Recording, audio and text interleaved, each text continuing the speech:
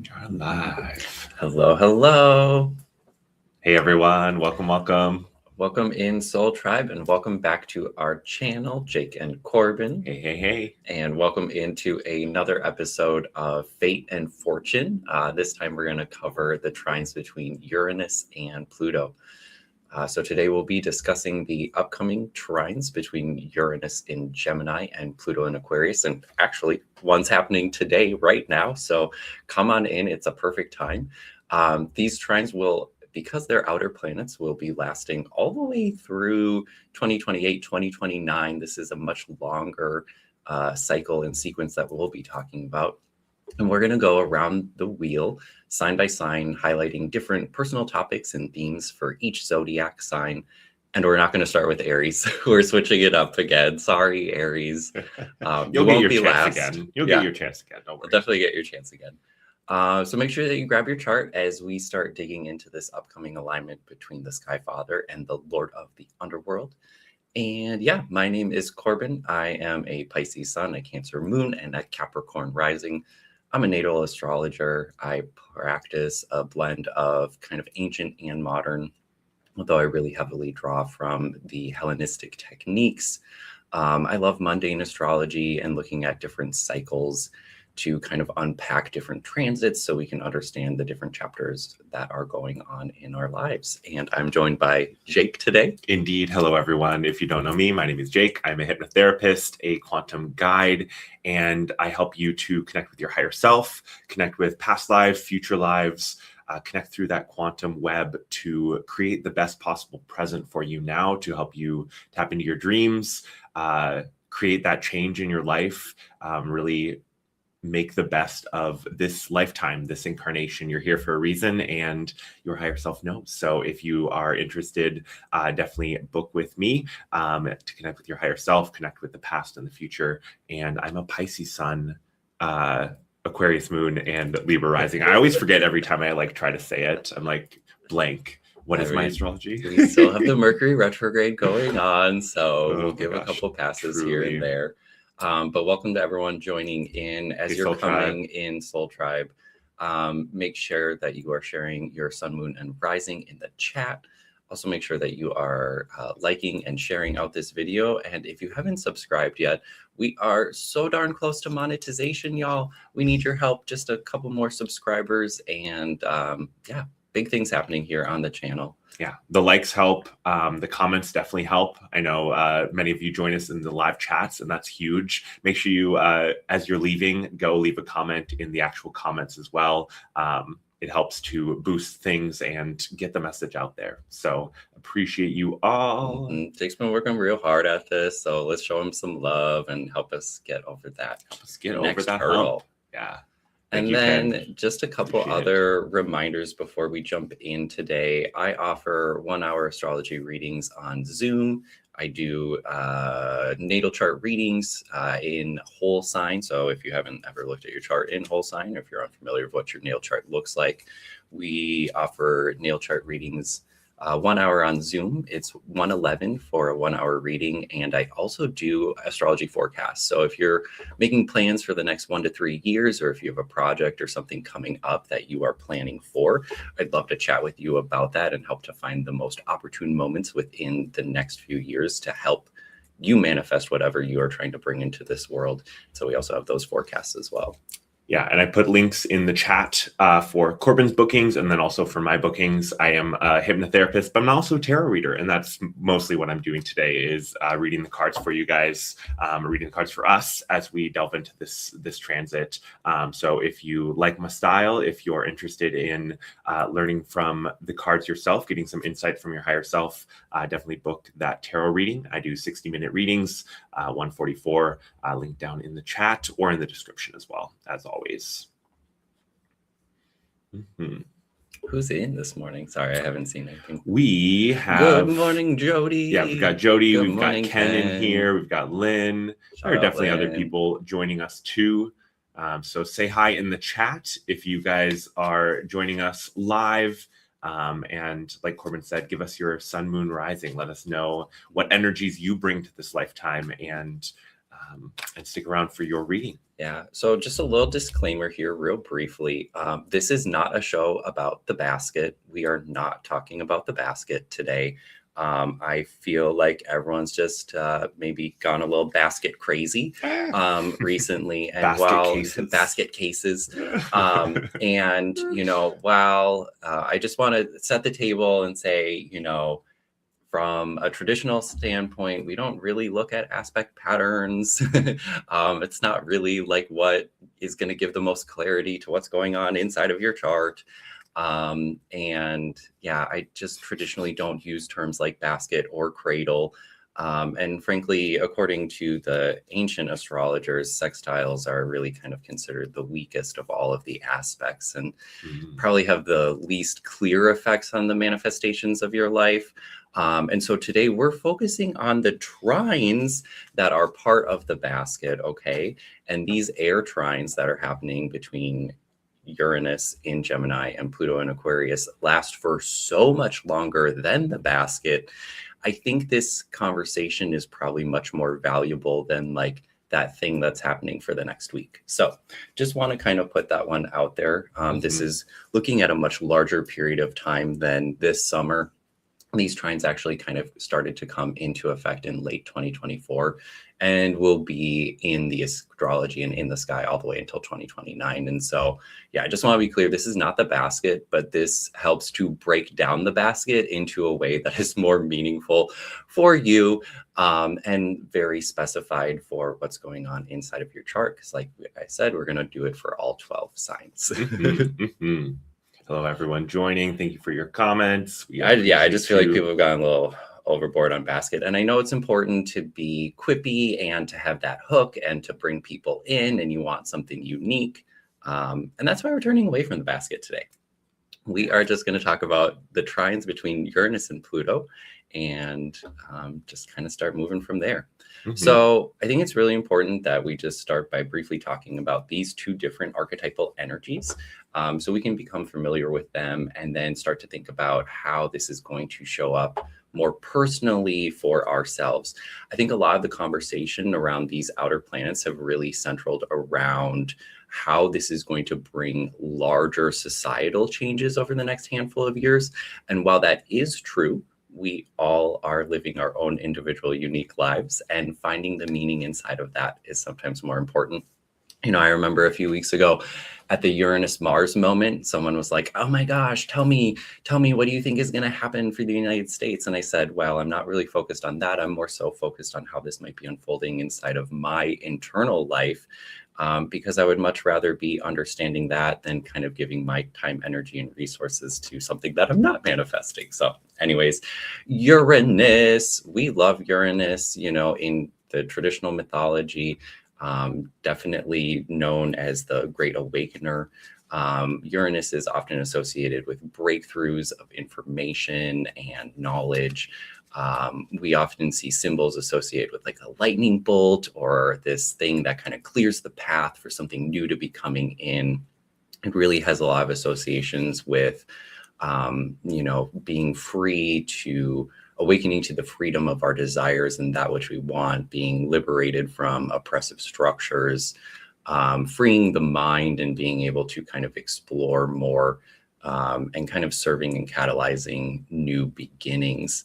Inside of Gemini, a lot of what Uranus will be working on is kind of switching up the ways in which we communicate and exchange ideas and information, right? Gemini is all about that mental aspect. And so there'll be a lot with Uranus inside of Gemini, which really will break us out of some of our old traditional boxes with how we relate to each other, how we exchange information, ideas, and how we kind of communicate on a whole. Pluto brings in a completely different aspect inside of this, being the Lord of the Underworld or the Lord of Transformation. Pluto brings in topics that relate to our shadow, our drive for power, our ego, our unconscious mind. Pluto brings in this level of intensity and desire and passion and urge that can make things very kind of like extreme. Pluto also likes to, from that underworld, bring up the shadows, bring up the hidden desires, bring up the wealth, bring up things from below. And inside of the sign of Aquarius, we're really going to be looking at an innovation and social progress as the ways that different communities and different structures that support communities begin to shift and change so that the power becomes kind of decentralized at the top and more so, here for all of us.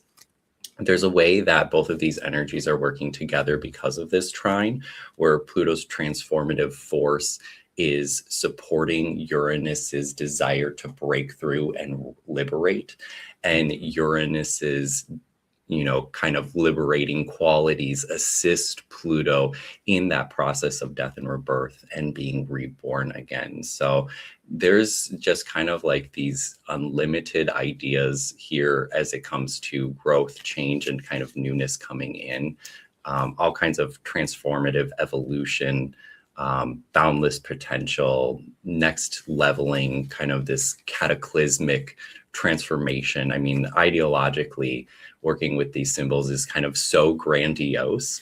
And of course, we're going to bring this down into like a much more personalized level for each sign, but this is kind of just that bigger high level idea of what's going on here. And so, like I said, I really love looking at different cycles that are happening to get a deeper understanding of what is really unfolding here. And Pluto and Uranus are at their trine right now. Well, they first came together a long time ago, about 60 some years ago, when they first came together in the sign of Virgo. And these two planets, always when they meet and as their cycle unfolds, there's always this energy of this revolutionary or radical kind of cultural change that can often happen in tandem with technological innovations. And we really usually see kind of like the way that society is transformed and changed by all of this kind of newness. They usually have a cycle of 127 years and come together, once in about that range. And so, yeah, this is definitely like a once in a lifetime kind of thing that I want to mention here. Mhm. Some of you, of course, were born under that Pluto-Uranus conjunction in the 60s that kind of kicked off this cycle that started back in Virgo. Yeah, we got Ken or Lynn saying that's me, Jody Ken. Yeah, absolutely. That generation.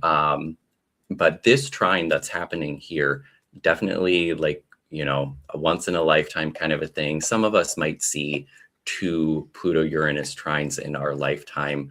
But when we talk about our soul's growth and kind of, the things that we came here to do, 2024 to 2029 really points out a very large period of time for soul growth. So yeah, these outer planets, though, like I said at the beginning, they move slowly, slow. This is not about this week's pop astrology. This is about, I always like to think of the outer planets more like the tectonic plates and a slower moving force that's underneath the surface that's kind of driving and pushing change. And you don't always see it at first, but sometimes it bubbles up in a big earthquake and you're like, oh, big shifts there. But it's really kind of like a baseline drum beat in the song of the astrology that's going on right now. And this really will be supporting all of us for more than just this week. So I just want to be super duper clear about that. Is it a Pluto-Uranus return for them, those with that configuration in the 60s, or is it? No, it's just the same configuration. Just be yeah. So, if you're familiar with the concept or the idea of progressions, often we look at where something started when you were born versus how far it's traveled since then. So I guess the proper way to talk about this for folks with the 60s is saying that conjunction of Pluto and Uranus in the 60s has now progressed into a trine. So, 60 years ago, they were together and they've both been moving forward throughout the astrology. And now they're at an angle where they're 120 degrees apart from each other. It will be another 60, it'll be another chunk of time before, quite a bit of a chunk of time before they come back together again. And we won't be alive for that unless things dramatically change. Gotcha. But thinking back to the 60s when this did happen, 1965, 1966, this happened in the sign of Virgo. The ways that transformation and technology came together and kind of combined with Virgo is really interesting when we think about microchips and the computer. This was definitely a period of time where everything was getting smaller. When we think about Virgo, Virgo relates to very, very small things. You know, we have Pisces on the opposite side being large, grandiose, big, giant things. And Virgo has those teeny tiny little things. And so in the 60s, we saw those chips that like processed computers, you know, that all that memory works on, all that processing power. Those chips became microchips, right? And then we started to have personal computers rather than computers that filled up entire rooms. And that led for kind of that dissemination of technology to move into kind of like households, right? And right now we have that trine. And I think it's very fascinating to see that the biggest corporations are the chip companies, right? If you look at like some of the most valuable kinds of companies out there right now, and that's really Pluto, right? Pluto relates to our riches. There's that term plutocrat, right?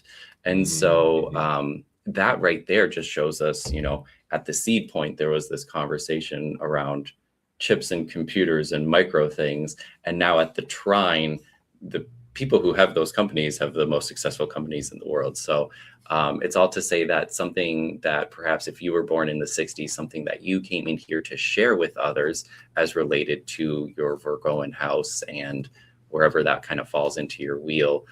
There's something about that now that's kind of crescendoing and coming to one of its greater manifestations.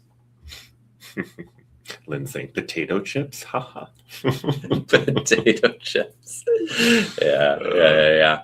You know, and at the same time, it might be interesting to see what happens with computing and all the computer chips. But anyways, that's not really what we're here to focus on. We want to kind of keep this conversation more personal today. But of course, we do need to draw from some of those bigger things just so we can kind of see it coming in. All righty. Just trying to like run through this as fast as possible. You're doing great. Jumping into the dates. There are some dates that I think are really important here that I want to bring up. So there are 5 degree-based trines, okay? And so to the degree, these 2 planets are lined up, you know, and I feel like I should have, oh, that's on there. And I feel like I should have said like Gemini Aquarius here though, because it's at Mercury retrograde. Anyways, so this year there'll be 2 moments where Uranus and Pluto will have these degree-based trines. The first one is happening right now. And because of retrogradation, you know, both Uranus and Pluto take periods of going a little bit backwards and a little bit forwards. And they'll do this dance in the sky over the next handful of years. They will line up into these degree-based trines, like I said, on 5 times. And so first one now, July 18th. Again, later this year on November 29th. Next year, we'll see it again in the summer on June 15th. This time a little bit later in Gemini and Aquarius, so at 6 degrees.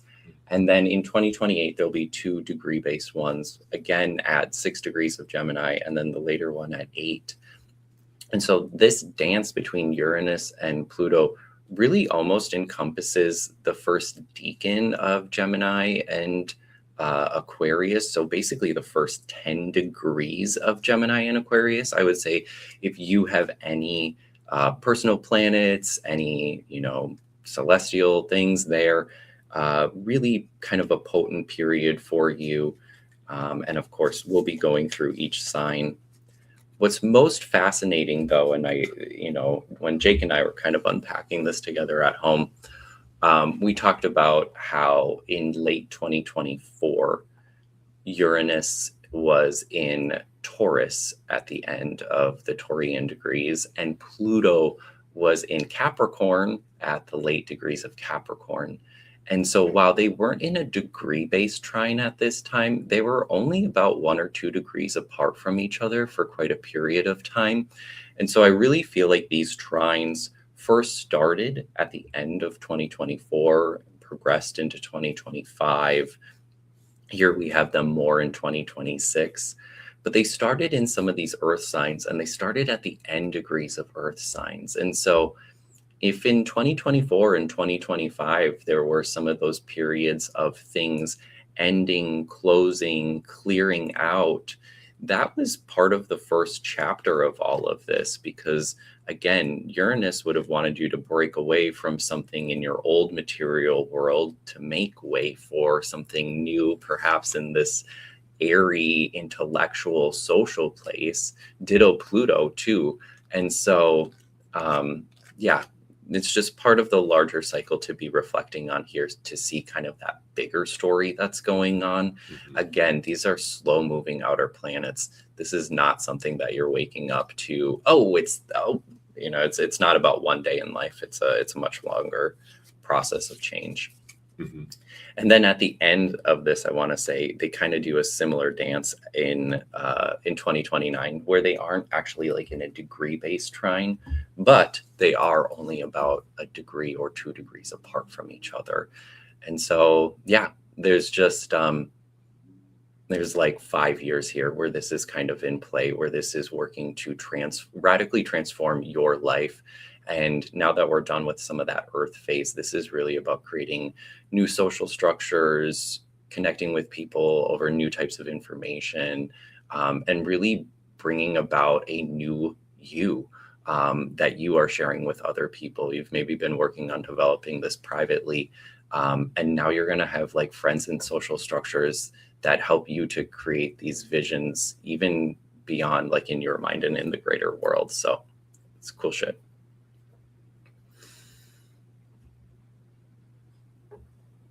You're doing great. You're doing great. I definitely admire the ways that you can condense some of this stuff. I mean, I wrote way too much. always. But I wrote way too much, and we have family plans later today, and so I'm going fast. And I told Corbin, I said, just do another show. Just do another deep dive. People would love to hear that. So what I really want to deep dive in would be kind of the connection of the trines that happened from the previous Pluto-Uranus cycle. So the last time that they came together was in 1850s, and they did so in the sign of Aries, and that really kind of kicked off a lot of things. Again, their trines as it's relating to right now. When we look at the closing trine that happened in the 1920s, there was so much freaking like geopolitical and social kind of stuff that like really shaped for that new era of that period of time. Like in the 20s, this is when Hitler, this was when Mussolini, this is when Stalin, everyone started to, I mean, they weren't at their full power, but this is when some of those parties were formed, when some of these ideologies really started to hit the mainstream. Communism, socialism, fascism, that's the 20s. It definitely went different places the longer that it stayed around. The 20s, we also saw women's rights movements, suffrage, right? The women's right to vote. We had the second industrial revolution. So there's some of that Uranus technology, women's rights, some of that Pluto, my power, my authority. It's jazz music. I think there's like a lot of innovation that came out of this period of time that speaks to, the creativity of the human soul. So yeah, maybe some of these kind of more universal things can fall somewhere else. Because that tech transformation is here. Is it AI? I don't think it is AI. I think it's something else. Are there new forms of healing, new modalities for stuff like that? Like that's some, anyways. Yay. So we're not starting with Aries. We're not. We're diving into this with Aquarius, you get to be first. When have you ever been first? I feel like Aquarius, they're too focused on the group to be first sometimes. I want to pull up the wheel here. Yeah, let's do it. All righty. So we got the wheel here, and I've definitely pared everything down so that we only have Pluto and Uranus on the wheel here. And Jake made a lovely, fun little background for us too. So yay, that's very exciting. I have this queued up for just basically right now, as the two of them are making that degree-based trine right now today at 4 degrees of those air signs. Lynn's mad it's not Cancer first because it should be Cancer season. Cancer should go first. I love it. Yeah, that's good. Watkins gets to go first. There you go. Love it. All righty. So, Aquarius rising. Well, boy, oh boy, you won't see this one again in your lifetime. And what a interesting path of soul growth you have chosen in this lifetime. I want to be very clear in saying that Pluto going through your first house is definitely one that you should put in your journal, and definitely one that you will be journaling about for a long time here. You know, the first house is an angular house, 1, 4, 7, and 10. And when we see things in 1, 4, 7, and 10, it's like, oh boy, here's the big show. This is the big stuff. They're really the most active houses inside of the chart. And the first house, we talk about that in traditional astrology as the helm. You know, it's kind of the rudder or the steering mechanism of the ship of your life, of you, your body, your main character energy, your identity. I mean, there is so much that is kind of packed into the first house. But just like, you know, just like the helm of the ship, the first house represents that vessel of your life and how your body is that vessel to carry your soul through everything that you are here and doing. And with Pluto entering your first house, which it's been in for a moment, right? This shouldn't be new news to you. But there are a lot of shifting tides and new directions that are coming up for you to be moving into. This definitely indicates a large switch in path of like life course and life direction. And one of the things that's really cool about this is that Pluto's actually asking you to start to bring to the surface of your identity, to the surface of your personality, some of these more hidden aspects of yourself that you might not have even thought that you had an opportunity or a chance to share this time. You know, there's something about stepping into this that is allowing you to be expressing more of that true Aquarian nature of self. Sometimes with Aquarius, it's like very ideological and in the mind. And so that might be one of the things that you're overcoming here is you've maybe held a mental vision or a mental image or even just a philosophy of how you want to be showing up in the world. And maybe this is now an opportunity to be integrating that or to be bringing that in a new and bigger kind of a way. The first house in ancient astrology is also really associated with births and birthings. You know, if you think about the ascendant as that place where the sun was when you were born, there is so much inside of this that indicates that the first house just has a deep relationship with birthing something new. And so this could just reflect a period of profound change where something new is ready to be born, physical or ideological. Again, Pluto might be asking, though, for us to be examining and letting go of some of the aspects of self that no longer serve us along our mission anymore. So often Pluto in the first can have these tough egoic moments where we are facing our shadows and really being asked to step into that flame of transformation. We're really being asked to burn like the coal, and then eventually you can become the phoenix. And you know, what's really cool about that is that Uranus in your fifth, Uranus in the is like, this is a very exciting place for Uranus to be. The fifth house is all about expressing who you are. In Hellenistic astrology, we associate it with the house of Venus. It's known as the joy of Venus and a house of good fortune. And in modern, we talk about like our children and our hobbies and romance and the arts and pleasure. And that really is all more of this aspect of Venus, right? If we think about the evolutionary cycle here, in the fourth house, we establish our home. In the fifth house, we are now free to have fun and to play there. And the joy that you're bringing in through your fifth house, we're really now asking for that to be more of a truer, clearer spark related to you. There's, you know, um, yeah, your radiant love bomb. I don't know how I was going to transition into that one. There's definitely like a shakeup in this world, though. Uranus wants a little bit of dabbling, a little bit of experimentation. And so there could be new things blowing up that bring you so much joy and so much love, like a love bomb, that are kind of coming in.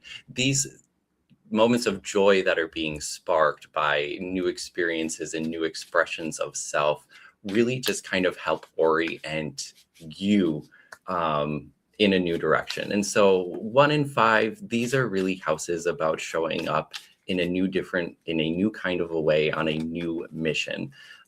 There's very much this up leveling of this creative force that assists in that transformation of self, just as these adjustments in your creative expression shift the rudder. As you change direction, you're going to be kind of oriented closer towards your North Star and towards what is most fulfilling for your soul. And throughout all of this, there's huge moments and opportunities for social collaboration. So if you can find a buddy to be doing any of these fun projects with you, that's great. If you can find someone to share some of these new ideas that are coming in about how you want to show up and who you want to be, all of this kind of social interchange will help foster some of the upgrades that are happening inside of your life at this time. I love it. I love it. Let me pop the chart down here and let's see what the cards have to say for Aquarius. What further insight or guidance do you have for the Aquarians? Thank you. Yes, thank you. All right.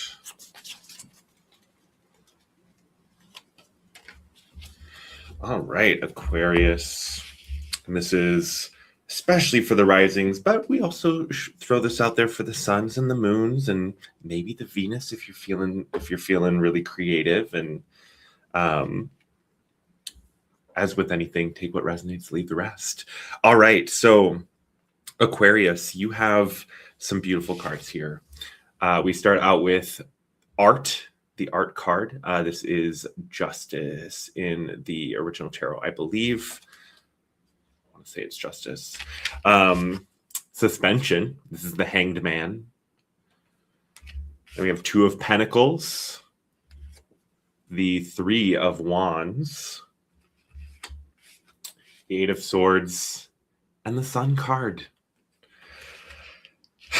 So the first thing that I noticed was that Two of Pentacles and that Three of Wands right in the middle of the spread here, really doubling down, I think, on that note that Corbin said about partnerships or community or support from those around you. I think both of these cards really hint at that importance and the value that that has for you. But ultimately, this period of time is about that rebalancing of, I think, you and who you are and how you show up in the world. There's like a creativity that you're being called to bring in a new way. And a lot of this comes from a shift in perspective, a shift in your vantage point. And I think some of that too comes from like going into the depths, exploring your darkness, some of those things that you maybe have not looked at for a moment. I always see the loon that's in this card. And for those of you who aren't from Minnesota or the North and you aren't familiar with loons have red eyes, and they're deep divers. They dive down into the deep waters of the lake and they grab, I believe plants, maybe little fishes, but they dive down deeper than most birds do. Then we have that Two of Pentacles, that Three of Wands, reminding you of that collaboration, that community, that support from those around you, because this certainly is going to be a period of some challenge, some I don't want to say necessarily conflict, but as you shift and change, right? Corbin was talking about those first house transformations. It's like as you shift and change, you might find people not in alignment with that new version of you.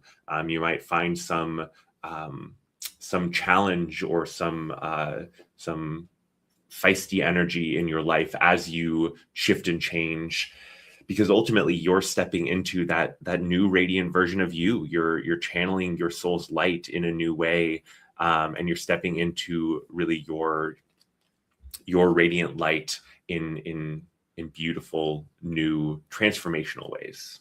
I love that because I have pulled Vesta. So Vesta is an asteroid for those who aren't familiar. And Vesta relates to the hearth or our inner flame. There's often a lot of associations with Vesta and our spirituality. And, just inside of this reading for you, Aquarius, it makes me think about the ways that Aquarius can be a little bit, it's a fixed air sign, right? So you can be a little bit stuck in your ways around what you believe, how you think it all pulls together. And again, Pluto is really going to be working on shaking up some of this stuff here, especially with Uranus.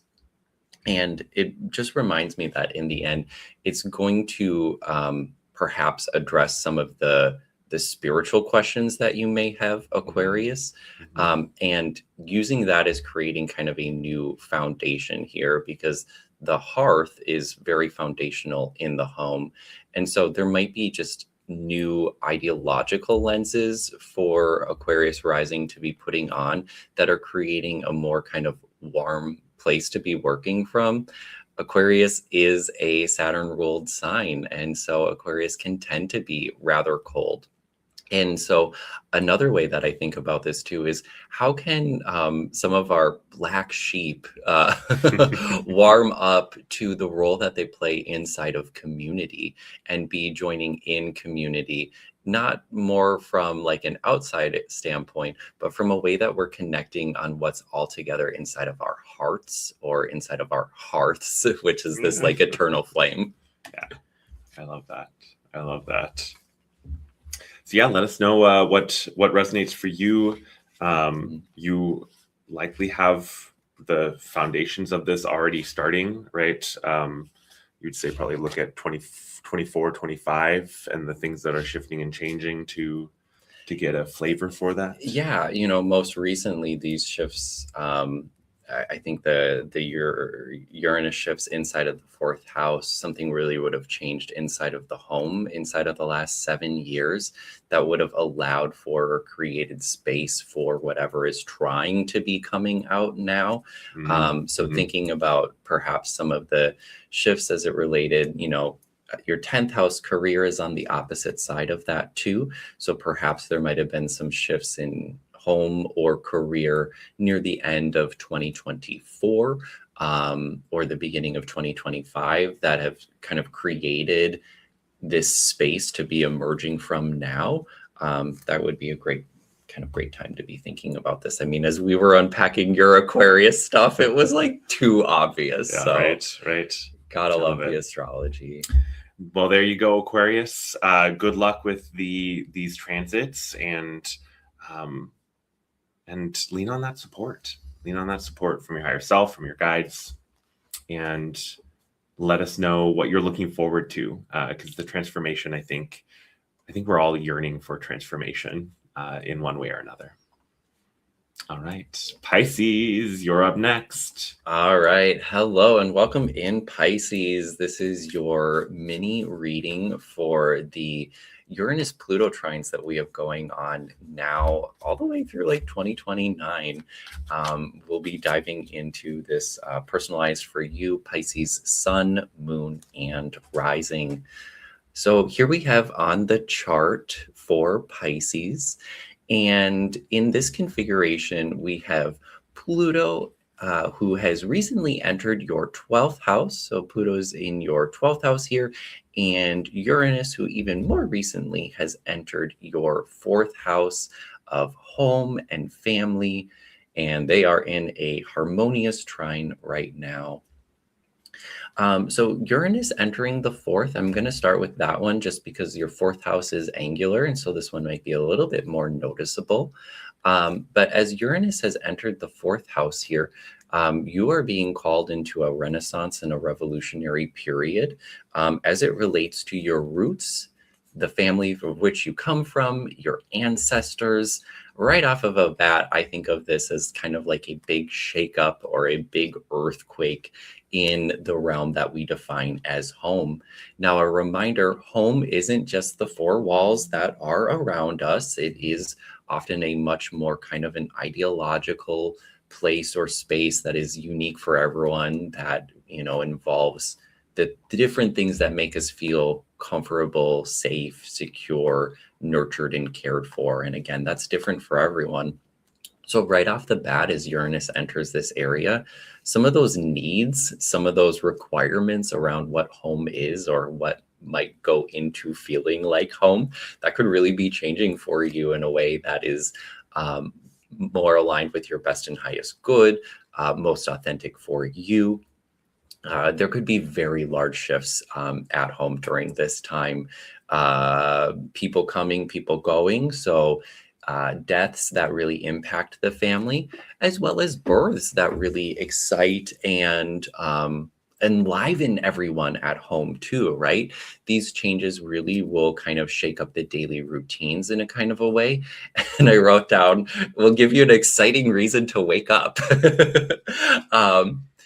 You know, the 4th house, also one of my favorite things from kind of the more ancient traditions here, is that the 4th house is often related to some of those kind of more hidden topics of life, or some of those more mysterious things. So if we think about kind of like the esoteric arts or like mystery school stuff, sometimes that falls into the 4th house too. So this could be a period of time where you, Pisces rising, you're really digging into some new topics and learning about some of the hidden wisdom of our world. That could be really lighting you up at this time. And as this all relates to Pluto in the 12th, well, Pluto in Aquarius in your 12th, the 12th house is kind of a more difficult place. You know, in traditional astrology, I'd say 6 and 12 are generally the two difficult places where we can really see difficult karma unfolding and manifesting. It's known as the place of bad spirit, which, if I like translate that into modern talk, I would say it's the place of mental health, or like of mental health issues. And it often can represent the need to take a break from our daily routine to deal with the emotional, the mental, the spiritual, the psychological issues that underline everyday existence. The 12th house is definitely a place where we need to find a little bit of solitude, where we need to kind of remove ourselves and take a bit of a retreat to kind of work through some of this stuff. Now, with Pluto going through your 12th, and traditionally the 12th, or modernly, the 12th house is kind of a Piscean place. I really see this for you, Pisces rising, as an opportunity to embrace and to change the ways in which you escape. Okay. Like, I'm a Pisces sun. I totally get the idea of ignoring, moving away, escaping, not dealing with. And with Pluto in your 12th house, you have a huge opportunity here to make sure that you're bringing in a lot of healthy tactics and ways on going about dealing with your own personal mental health. Of course, Pluto being in this realm, right? Pluto has this ability to take things that are very, very small and make them very, very big so that we have to deal with them. And so small stressors or small anxieties might be getting bigger and bigger and bigger, especially as they relate to these different kinds of social settings or social situations as implied by all of the air signs here. Again, you are being asked to kind of especially deal with these changes inside of your home in new and different ways. This could, again, trigger a lot of physical, mental health topics that are being brought up to clear at this time. But working through those allows you then to deal with the shadow, deal with the ego, and move forward in a much more free kind of a way. And so for Pisces, Sun, Moon, Rising, this isn't like the most shiny one. It definitely indicates a little bit of work for you ahead. But knowing that the opportunity here really exists inside of the 12th house, Pisces, you're already really good at dealing with some of these things about creating that space to go through the emotions. And so it's almost kind of like an up-leveling of some of your Piscean gifts and skills that you already have, but you will be challenged in new ways to step into unconditional love for sure. So yeah, we'll dig into the cards and we'll see what else pops up for Pisces. Yes, let us see. And Watkins' daughter is a Pisces rising, and they have seen those changes in the family already starting. There you go. And again, Uranus entered Gemini for a little bit last fall. And so we got a little bit of a preview then. There's lots of different moments that we can kind of reference to understand how this is all unfolding. And of course, y'all are so observant and aware of your lives. So it's great that we can find these connections easily. Mm-hmm. Mm-hmm. All right. Oh, sorry. One last thing. No, you can go and then I'll one last thing. Okay. All right. So the cards we've got for Pisces, Sun, Moon, Rising, especially those risings. We're starting out with the 8 of Cups, seclusion, journey, Page of Wands right next to it. And I think those are really highlighting that journey that you are starting. This isn't about an overnight change. This is about a process, and about not only doing the things emotionally, internally that help you along that journey, but taking the physical actions as well and setting out on that path, recognizing, hey, things are shifting and changing. I'm going to embrace that. And we have 10 of Pentacles right in the middle here. I think really emphasizing that like familial tie, and the ways that this is going to be shifting things on a physical level for you too. The 10 of Pentacles, I always see as a fairly positive card. Affluence is the word on it. And so I do feel like this is for your best and highest good, but it may have some challenge to it. We have the 5 of Swords coming up next. And next to that one, we have the 10 of Wands.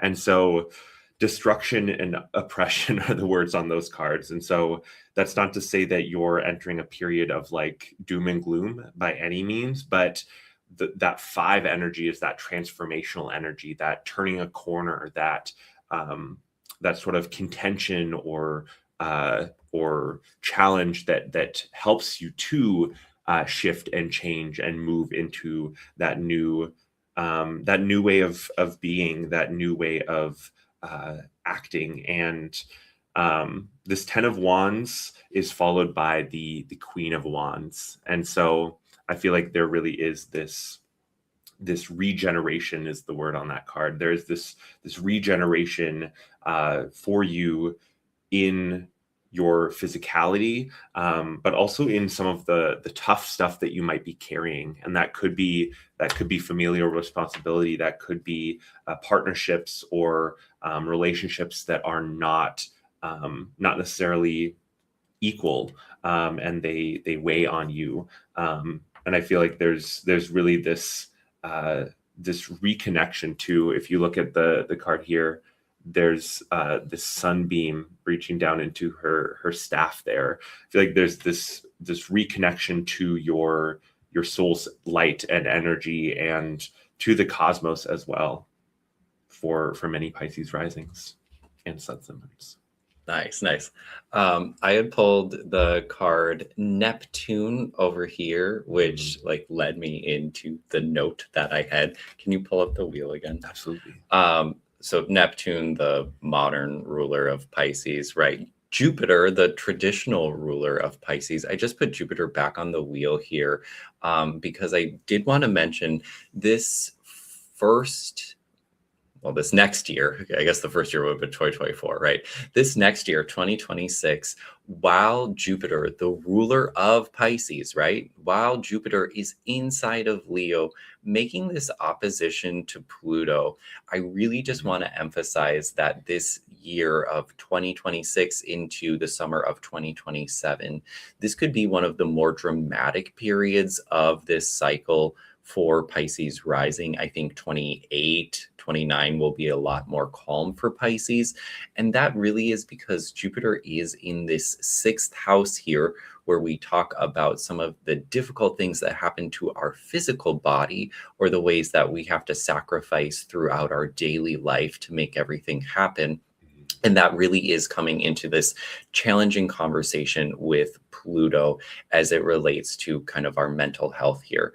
And so I just want to mention for Pisces sun, moon, and rising, a little bit of extra empathy and compassion for yourself or for the Pisces around you, a little bit of extra conditional love for the Pisces around you, especially inside of this next year, because this activation with the ruler of Pisces in an opposition with the Lord of the Underworld will really kick off some of those ego topics, some of those shadow things that need to be worked on clearing. Jupiter in Leo wants you to become more heart-centered at the end of the day. And so there's going to be a little bit that needs to, for everyone, a little bit that needs to be kind of cleared out to help make space for that. So have that compassion for yourself and those Pisces around you. I feel like Pisces can always use a little extra compassion. They're sensitive little babies. Sensitive little guys. Absolutely. So yeah, Pisces rising, suns, moons, let us know what you're feeling, what you're moving through, or what you're noticing for those Pisces around you. And definitely feel free to come back to this as you navigate these years. I'm planning on putting together a playlist for these. There'll be timestamps as well, so you can always return and check this out as you move through these energies. All right, Aries, you are up next. Okay, Aries. There you go. Thank you. Your time.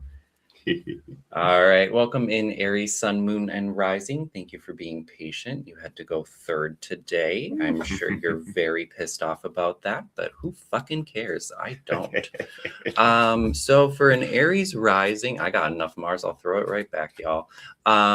For the Aries rising, we have this transiting Pluto is inside of your 11th house right now. So Pluto would have entered the 11th 2 years ago or so, 1.5 years ago.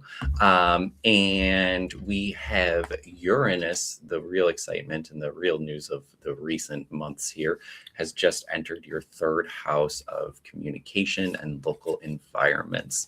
So we're going to work on talking about some of these trines and figure out what this means for Aries, sun, moon, and rising. Alrighty, so I definitely think with Pluto coming into the 11th house here, you've been on a journey recently, Aries, sun, moon, and rising, about dealing with different ideas and hopes and aspirations and wishes about that which you want to come true in this world. You would have gone through a much larger period of transformation around your career that would have happened, you know, through the 20-teens up until a couple of years ago, that really would have kind of shifted everything for you.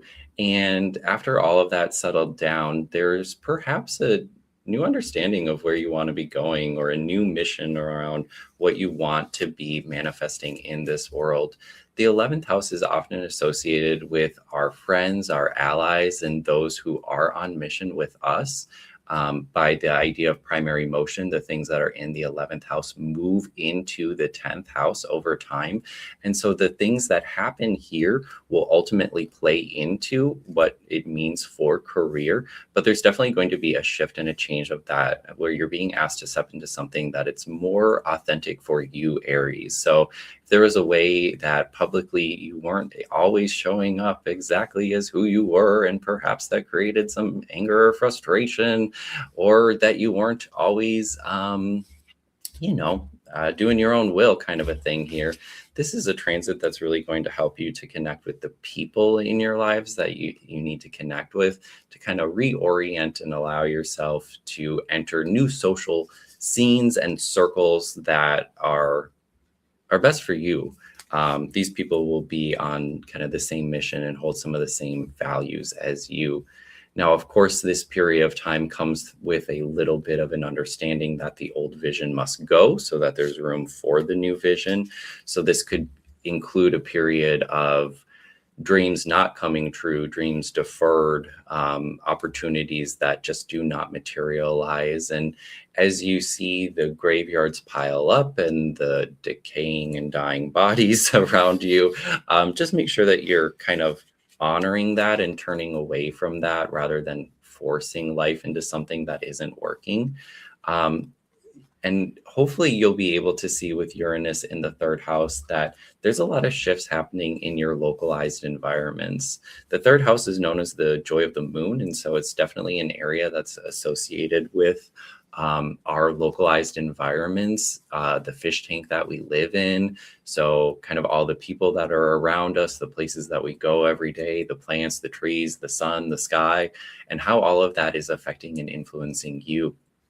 And with Uranus inside of your 3rd house, there's new people with new ideas really coming in. This is the more exciting part of it and a little bit more activating, where you might find yourself falling into conversation with somebody new that really changes what you think is ultimately possible to manifest in this world, to bring out and everything like that.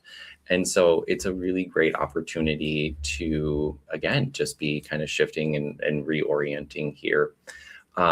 There's a lot of changing patterns and habits, radical changes in your everyday environment and in your fish tank. Again, these will help you to align better with some of those new dreams and aspirations. So yeah, the everyday environment is where you're really going to start to see a lot of changes right now. And that will help to reorient you to go after some of those bigger visions that you might have and some of those new dreams that are coming in, and new challenges for you to kind of overcome. Aries can get bored if it doesn't have something that it's working hard for. And this is really giving a new intellectual lane to be moving into, a new mental and ideological space to be expanding into, and working with new groups of people to kind of create a new vision for your localized community. Some of the things that Aries might really be focused on is that localized community here, and how you can bring progress and change close to home. This is not like going out and changing the entire world. It's very much the energy of working with your neighbors and changing the street that you live on or the block that you are a part of. I love that.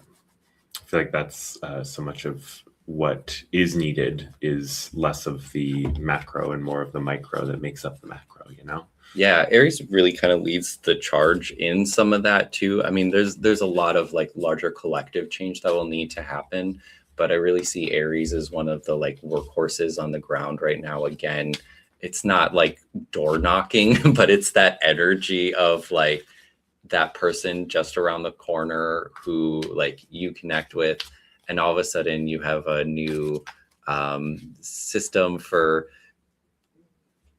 helping each other out on the street. I don't have an example here, but anyways. Oh, I mean, I think about the ways that like neighborhood watches became such a thing there again. You know, it's like how do you decide how safe your neighborhood is, and how do you take charge of that? How do you you know, create that structure to make that possible, because it's not going to be a top-down sort of a thing. That's about you coming together. Awesome. Thank you for the tag in. That's great. You're welcome.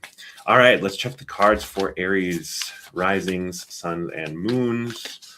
What would you like to say to these lovely folks? What is the energy for Aries? I feel like we're an hour in. I'm just starting to settle in. It takes a moment sometimes. Yeah, I'm so crabby about this family thing.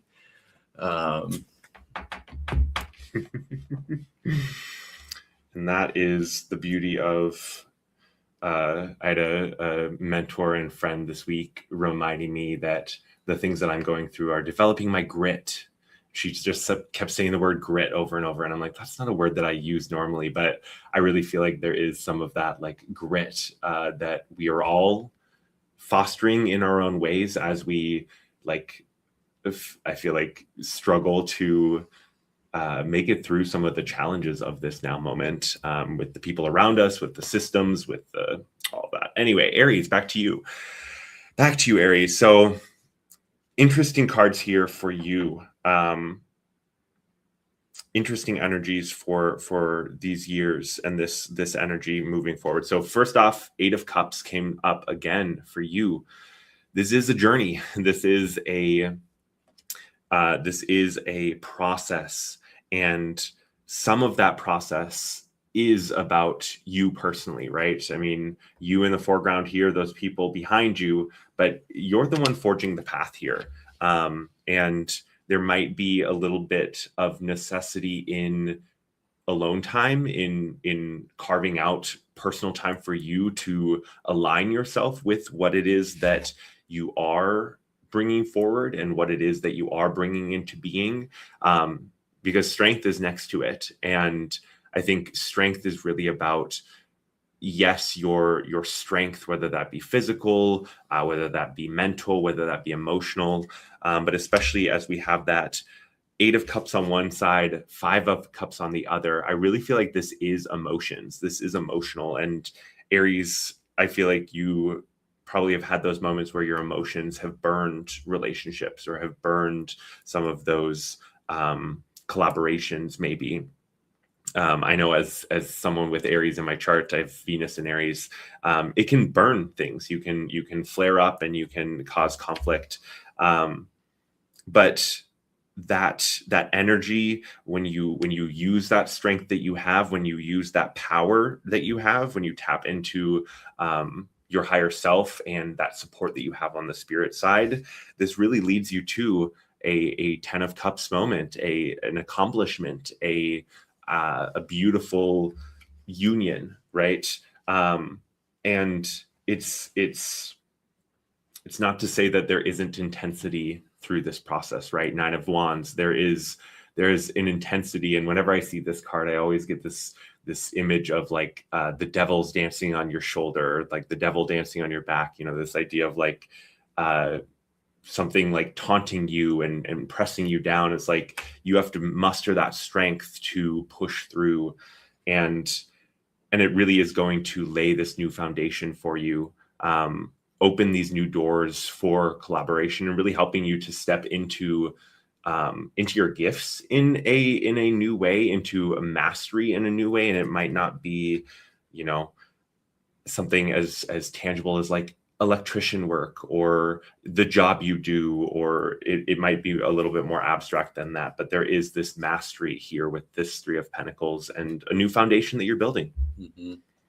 I pulled Mars, which is the ruler of Aries. And so if we can go back to the chart real quickly, it would probably be insensitive to not mention the planets that are moving through your first house right now. So both Neptune and Saturn moving through Aries right now. And as this relates to Mars, the kind of the ruler of your Sunday, if you want to bring the chart up, Saturn and Neptune going through the first I feel like really relate to a lot of what Jake was talking about with his cards there. This dramatic kind of change in self. When Saturn goes over your ascendant, there is very much this message of no further than this. And there will absolutely be ways in which your character and your identity are challenged throughout the transits that are happening inside of Aries. And so looking at your Mars, looking at your Aries, looking at how you assert yourself, looking at the ways that you carry yourself inside of relationships. A reminder, Mars is about how we connect with others. It's just about how we create that line of division between us and the other. And there's something for Aries right now inside of its soul growth that if you are going to be able to work with these social air planets so much, right? Pluto and Aquarius inside of air, Uranus and Gemini inside of air, there is something about your character, about your North Star, about how you comport yourself that is under review right now. That review will help you to be part of community more. But like Aries, you've probably more than once run off on the mission and left others behind. And so this would be an opportunity to be figuring out how you can be bringing others with you on the mission at this time, Aries. Mm-hmm. So yeah, let us know what you're feeling, Aries, what you're moving through, or those of you who have Aries folks in your life, what you're noticing down in the comments, down in the chat. And I wanted to take a moment to say, hi, Ocean. Good to see you. Oh, Grand Glad you Rising, made it. Ocean. Grand Rising. Sending you all the love. And yes, feeling that gratitude. Grateful for you guys. All right, Aries, that's yours. And now we're on to Taurus. Taurus. All righty, Taurus. Welcome, Taurus. Taurus sun, moons, and rising. This is your mini astrology and tarot reading for the trines that are happening between Pluto and Aquarius and Uranus and Gemini, going on now through 2028, 2029. So this is a long one here. Very important for kind of the upgrades and changes in your life. And you know what, Taurus rising, you have a very exciting kind of configuration here. So as we pull up the chart, we'll see that Pluto is in your 10th house of career and recognition. And we have Uranus in your 2nd house of skills and resources. And so right off the bat, Taurus, this is a big time and change for the public you, for the professional you, and for all of the different ways and different like skills that you carry. This is really about how you're connecting with other people and how you are sharing some of the gifts that you have, because the gifts are growing and changing right now. And that leads to you showing up in new transformed public ways. So this is really exciting. As Pluto is in the 10th house, so again, the 10th house really about role, rank, file, skills, that kind of, well, not necessarily skills, but the mastery of skills. And so the first thing that I want to mention, while yes, a big shift and change in career is here for many of you Taurus risings. If you really, really love your career and it's super duper aligned, this could be reaching a new height inside of that career, right? Maybe there's been a glass ceiling that you are now breaking through and shattering through and stepping into more power, more prominence, more visibility inside of your career. That's very possible. A reminder, though, that not all of us work, and sometimes that this is related to the roles in which we carry inside of our social worlds, right? And so Taurus risings, you might notice that you are playing new and different roles and helping others to kind of understand things, to see a different picture of things, to help bring voice to marginalized or underrepresented groups of people.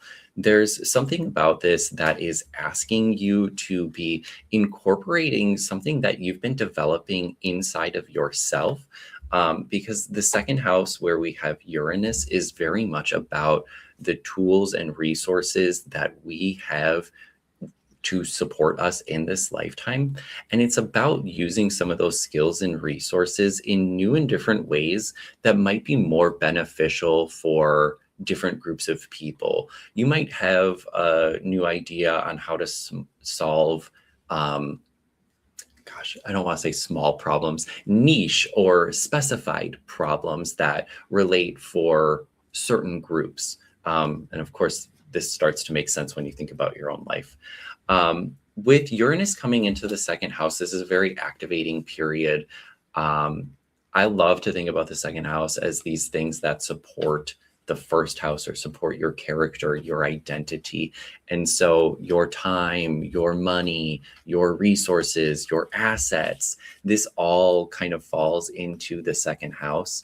There could be, I mean, you're one of the couple signs here, earth signs. I'm a Capricorn rising. A lot of us earth signs have this like potentiality for a large shift in money or resources, but I don't want us to like glob on to the focus on money, because you really could be developing new skills at this time that that's what brings in the money, right? So focus on the skill rather than focusing on the money, or that skill supports and develops your self-esteem, another second house topic.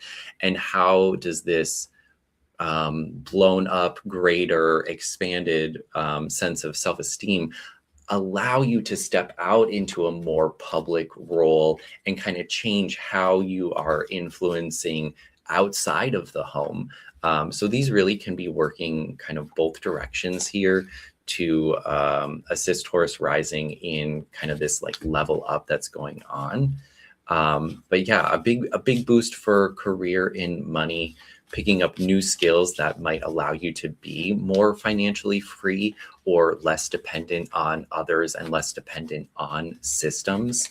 I also think that, there's a way that relationships, because this is so socially oriented with all of these planets being inside of air signs, again, this could indicate somebody who helps you to learn about new skills, a new teacher, someone who helps you to sink deeper into self-esteem. There could be someone who's very different than you, right? Someone who has kind of like Uranus qualities. They might at times even make you feel a little uncomfortable. But working with this person, working with these people, working with these relationships is really that sign to the universe that like, yes, I am here. I'm ready for this kind of radical transformation, and really that which I'm cultivating in myself can help to kind of change some of these like societal structures, which I think is really cool. So Taurus, you really can be helping to lay the foundation of New Earth at this time as you step into your own gifts and then being empowered by those gifts and bringing that to the world to share. So I think that's kind of like the real message here for Taurus rising. You are coming into new gifts right now that you will be called to share with others. And that's really the change that the universe is looking for right now. And it's the growth that your soul came here for at this time. Mm-hmm. Mm-hmm.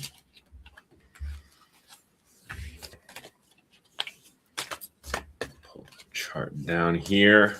All right, Taurus, what are the cards for you? What do the cards say for Taurus today? The energies and the insight and the guidance that they need.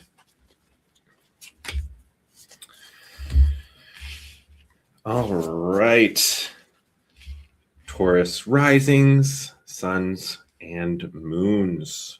Here are your cards. So we start out with a bit of contentious energy with the 10 of Swords, as well as the 5 of Wands. Contention is literally the word on the 5 of Wands. Destitution and contention. And the 10 of Swords and 5 of Wands, I feel like are indicating that what you are leaving behind, what you are letting go of as you, Hanged Man, suspension here, step into a new perspective on some of those mental patterns, some of those destructive habits, or perhaps those ways that you had conflict with others or had a challenge there. And ultimately, we have the Destiny card next. And this one, equilibration is the word that is on there. And I feel like it is an indication of the balance that you are seeking to establish over this period of time. And it really comes through a stepping into your sort of... I got it. Got you. Mics. The Emperor is indicating that grounded, focused, masculine energy that you're going to be bringing into this new version of you, this new way that you are moving through the world. And it really does, I think, have a lot to do with your interactions with those around you, but in a more of a physical way. This is maybe how you actually physically go out and support others, support your community, support your family, maybe supporting yourself too, because we talked about that career side of things as it could be. And we end up with the Nine of Pentacles here. Acquisition is the word. And so I feel like the story here for you, Taurus risings, suns, and moons, is one of that deep transformation. And it's helping you to leave behind some of that Ten of Swords, that Five of Wands energy, that way that you have struggled with maybe some mental energy or with moving through the world and the actions that you take. And stepping more into your power, using your gifts in a way that feels effortless, that feels very aligned, and it is pushing not only you but also those around you into this new paradigm. I mean, we're all a part of this, and we each have a part to play, and it's through those that we're able to help each other and create this new world that we're yearning for. I had pulled the South Node for Taurus, and this really made me think about the upcoming nodal shifts that we have, where the South Node will be moving into Leo after being in Virgo for a while, and the North Node will be moving into Aquarius after being in Pisces for the last 18 months or so. And, that really is activating, if we go back to the chart, that will move into activations in 10 and 4. And where Pluto is right now for you. And so with this idea of the South Node, Taurus is a sign that is driven by comfort, right? By the creature comforts, by the pleasures of life. And there is a little bit of an ask to be stepping out of that comfort zone at this time. When the South Node moves into the 4th house and moves into home, the message of the sky is really to be letting go of some of the things that are happening there so that you can be growing and moving into a new kind of public image here. And so I just kind of want to take a moment to acknowledge some of the discomfort that Taurus sun, moon, and rising is being asked to kind of navigate through the first part here. Again, I think there'll be something 2nd house related. You can be finding new ways to be supporting and nurturing and taking care of yourself, especially from like an emotional kind of a way that can support you inside of doing this. It might come through talking and expressing the feelings and the emotions more. It might come through sharing that with somebody else. But there's definitely a little bit of a discomfort to be acknowledged here, as it will be quite a growing period for our Taurus sun, moons, and risings. You see that with that Ten of Swords and Five of Wands energy as well. Some of that discomfort. But transformation isn't always the most comfortable thing. Well, and again, I mean, 2nd house is your self-esteem. And so there are definitely things that you can be doing to support yourself, new things that you can be doing to support yourself at this time. This isn't one of the signs that it should be though. For all the earth signs though, breath work, oh my gosh, breath work is like to be inviting and integrating some of this energy into you, right, Taurus? Think about some sort of like guided breathing or breath work or box breathing or whatever. This can be a really great way for you to be kind of, integrating and incorporating some of this. You are such a physical being.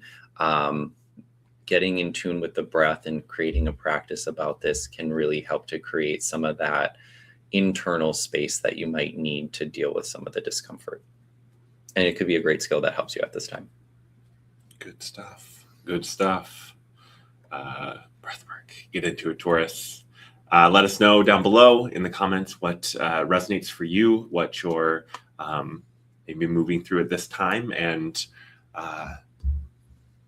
those things maybe that are working for you. Maybe if you have a favorite breathwork technique. All right, Geminis, you're up. Gems. Geminis, we love you so much. You are definitely the gems of our lives. Hello, Gemini, Sun, Moon, and Rising. This is your mini astrology and tarot reading for the upcoming trines between Pluto and Aquarius and Uranus and Gemini. And this goes all the way until 2029. So stay tuned. Now, as we look at the chart here and we see these activations inside of the 9th house and the 1st house, whoa, oh my gosh, fireworks for you, Gemini. And you've been living this for a short period of time here as Uranus has been going through your 1st house, but this is one of the more exciting and activating places for some of these planets to be showing up. You know, when things fall into your 1st house, we are really talking about a radical transformation of self. Again, in traditional astrology, we know the 1st house as the helm or the rudder of your ship.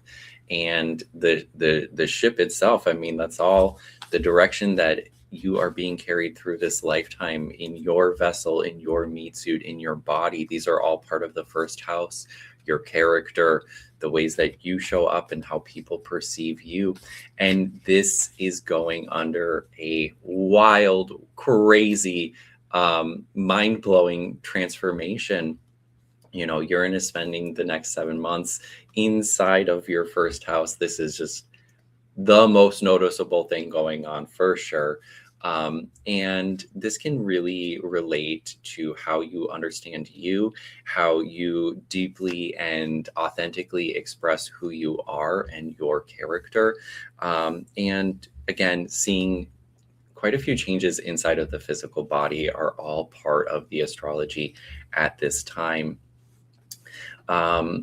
With Pluto moving through the 9th, we think of the 9th as the joy of the sun. That is a house that's connected with our cosmic wisdom, the higher knowledge as it's related to our understanding here in life. It's like our own personal philosophy, our personal religion, our views on politics, science, all of the stuff, right? And when Pluto is going through your house of belief, you really are being asked to reassess and to change some of those core kind of dogmatic ideologies that you might be carrying or holding on to. These could have been things that you picked up when you were a child or stuff that's related to the structure that you grew up inside of. So, you know, for instance, like I went to a public school, there was a certain set of beliefs that came with that. Perhaps, you know, you grew up in a certain religious sect that created a certain set of beliefs that you are now following. This is really about a period of time of reviewing, reflecting, and kind of changing some of those and letting go of, again, some of the older ones that maybe aren't necessarily like helping you at this time. Well, how would you know if it wasn't helping you? Cold Saturn, cold Aquarius, this like mechanized, scientific, dehumanized kind of perspective could really point and indicate places where you've isolated yourself too far. Mm-hmm. And there's really this opportunity to kind of come back into the conversation, right? We're talking about a whole bunch of air signs here. And so this is about, again, how are you developing a new philosophy of life and a new philosophy of like even what it means to be human? It will be a long, deep, transformative kind of period of learning about spirit, morality, in a different kind of a way. And again, as you go through this, it works all kinds of ways, right? There can be new people and new experiences that cause you to have these new beliefs, or because you are seeking these new beliefs, you move into situations where there are new people and new experiences, and it kind of just all snowballs from there. Ultimately, as you have new ideas that you are processing in your mind, you're going to start showing up in a different kind of a way. You're going to be led by this new spirit, by this new belief, by this new dogma. And that, again, will start to come out in the choices that you make every single day, how you choose to present yourself even, right? I mean, even right now, I've chosen to present myself in a particular kind of a way based off of, certain ideals that I hold. For you, Gemini rising, you're really being invited, and you already kind of play with identity quite a bit, having that kind of mutable or changeable energy as it relates to like your physical appearance. I, know some Geminis who change their hair like once a season, right? And so this is really just asking for more of that play, more of that experimentation. And ultimately, the mask that you're going to be putting on in part of this is more authentic to you. It actually is probably something that runs a little bit deeper than surface. So yeah. Super duper cool here. I know that Tauruses, we were just on you. You just kind of had this energy going through your first. Maybe you can share about how some of the first house things really changed for you. And yeah. Again, can't think about the ninth house without the travel thing. So have your eat, pray, love experience and be completely transformed by it. But then just a reminder, like you come home with like your new silk linen robes, and then you wear that wherever you go, and then people are like, whoa, look at that weirdo wearing linen. So anyways, that's you, Gemini. Yeah, Lynn's niece, double Gemini, and sounds like she's definitely is true for her. Yeah, Geminis. Let's see what the cards have to say to you today. What's the guidance? What's the insight? What further information would the cards like to share with Gemini today regarding this transit and the energies moving forward for them? Thank you. All right. Alrighty, Geminis. Gemini rising, suns and moons. Cards coming up for you. We have the King of Pentacles up first. The Four of Pentacles. Then we have the 10 of Pentacles. It's interesting. The only suit we have here, we have a couple major arcana, and then we have Pentacles, and that's it for you. This King of Pentacles and this Four of Pentacles, I feel like you're shifting your motivations here. You're shifting how you handle your power, how you wield it in the world, and I think that you might have been playing your cards a little safe up until this point, or maybe there were ways that you kept parts of you hidden underneath some more performative parts. But I think you're coming into a period here where your relationships are starting to change, 10 of Pentacles, and you're shifting into more of alignment with the people around you in a way that makes you feel like you can express yourself in a more authentic way, maybe show up in a different way physically. This could be like with your money, or how you work with abundance, or support those around you. I feel like there really is, though. We have, after that 10 of Pentacles, we have the moon come up. And I always see the moon as more of a death card than the death card, in that it's that deep transformation. It's that dark night of the soul. It's that like walking the gauntlet. And you might have some of that energy over these next couple of years. You might have these moments where Eight of Pentacles, you're looking around and you're saying, wait, what? Why is this working out for them? Or why is this chaos coming into my life? Or why can't I seem to hold it together like those around me?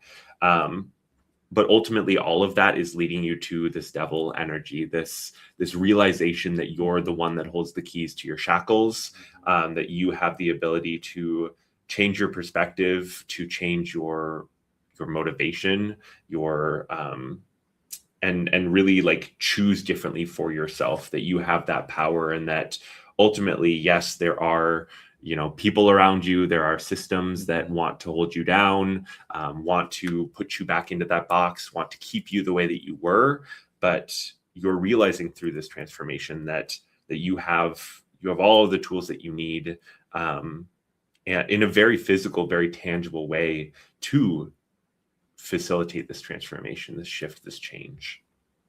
Yeah. I had pulled the 7th house, which like ditto everything that you were saying around relationships.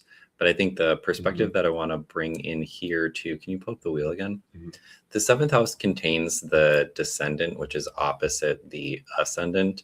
And when planets cross the descendant every single day, they move below the horizon into the underworld. And so there's a big association with the 7th house and things ending, because they would no longer be visible in the sky. They would move below into the underworld. So they wouldn't be in the heavens. They'd cross through the 7th and they would disappear. And so there's this idea of endings. And so I think some of the stuff that's required for some of this transformation of self, just as Jake was saying, there'll be a lot of it that's mirrored or reflected inside of the relationships that you are having at this time. You know, Gemini, you don't need to find yourself in relationships with those just to be their foil. Perhaps be focusing on where you can be a mirror rather than a foil, and you could be aligning yourself with the right groups of folks at the end of the day. I love it. Ken letting us know that resonated with him. So other Geminis, let us know how that resonates, what you've been moving through. If there's anything that you're ready to let go of, let us know in the comments. Let us know in the chat. And remember to share all of this with those other signs that you have in your life. If a message you're like, oh, this person needs to hear that, share it out. Share this video.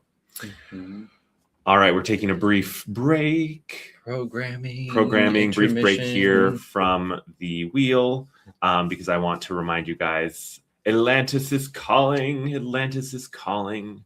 The little tagline down there, I always love it because it made me laugh when I came up with it. You've heard of the fall, now remember the good times. I designed this workshop, which is coming up on August 1st, 3 to 6 p.m. So this is going to be a 3-hour workshop. It's going to be about twice as long as I normally do, because we will be going on multiple guided meditation journeys. And this workshop is designed to help you connect with your past lives in Atlantis, and to get a little bit deeper than just the fall, just the cataclysm at the end, just the trauma that many of us have carried from that period of time. This is about tapping back into those positive, uplifting, energizing lifetimes that contain information about your gifts, about the ways that you worked with those around you to create that golden age that Atlantis is often called. And we're doing that to usher in that in a new way, in a more tangible way in this lifetime. And so I really felt called to bring us back to Atlantis, to tap into those lifetimes, those memories that we need to remember for now. I pulled a card for Jake's workshop. Oh yeah. And I got conjunction. which reminds me that we did plan this because of the astrological conjunctions that are happening right now with Uranus, Mars, and Atlantis all at the beginning degrees of Gemini. So I love that the word here is alliance, because we are working together to have a very activating transformational kind of breakthrough experience here in reconnecting with this golden timeline, all this beautiful gold inside of the image here too. So yeah, just a well, and aligning ourselves with those past life versions of us, right? The work that we do lifetime after lifetime doesn't go to waste. It doesn't just disappear into the ether. It's a part of our soul's memory. It's encoded in our DNA, as many people have found. And part of that act of remembering your past lives is reactivating that soul memory. So it's going to be a powerful time. It's going to be a really fun workshop. If you, for some reason, can't make it live, still get a ticket. You can watch the replay and join us through the quantum. But I do definitely recommend joining live. Like we were talking about, that group alignment. People talk about this all the time when they're in that group meditation. It does have a different feel than when you're doing it one-on-one. So encourage you guys to grab a ticket, link down below, and I'll pop it in the chat as well. All right. Back to regular scheduled programming. Hello, Cancer, Sun, Moon, and Rising. These are your mini astrology and tarot readings for the trines that are happening between Pluto in Aquarius and Uranus in Gemini that are going on now until 2028, 2029. So stay tuned for this one. Cancer risings. So on the wheel here, we have Pluto in the 8th and Uranus in the 12th. This is a very auspicious placement for Cancer risings and might be the most difficult that we have for anybody. So big hug right off of the bat.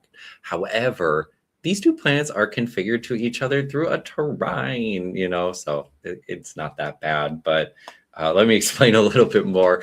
In traditional astrology, we have good houses and we have bad houses. We have things where generally positive things happen and things where generally negative things happen. And 8 and 12 are often seen as more difficult here. And so, yeah, we don't need to get technical about what's worst, but if you have things in 12, 6, 8, and 2, that's definitely a reason to come talk to an astrologer about what's going on. But like I said, because these are configured in a trine, which was one of the most harmonious aspect patterns, we can kind of imagine here that, like, while the conditions might be difficult, the outcomes will generally be positive. So while you might be faced with hardship and adversity, or while you may be faced with a challenge, the outcome to it will often be better than what you would have thought. You can kind of come out maybe with less scratches or wounds than you would have anticipated. And it ultimately says that, like, what is unfolding here is truly for your best and highest good. Trines are positive things that generally make our lives easier and flow more appropriately in the right direction. So you're not like fucked right off the bat here by seeing some of this stuff in 12 and 8, but we will have to kind of talk about how do we work through it. So the 8th house, where we have Pluto coming in right now, or Pluto has just started entering the last couple of years. I like to think of the 8th house as this place of other people's esteem. It's a place where we exchange energy and resources with other people based off of what their opinions are about us, based off of how they value you. If you were here earlier, we were talking about the 2nd house being about how we value ourselves. The 8th house is really about how others value us. And if they really value us a lot, they give us great things. And if they don't value us that well, they give us some shit that we have to deal with too. So the 8th house definitely has this idea of these like karmic debts or karmic penalties or karmic taxations,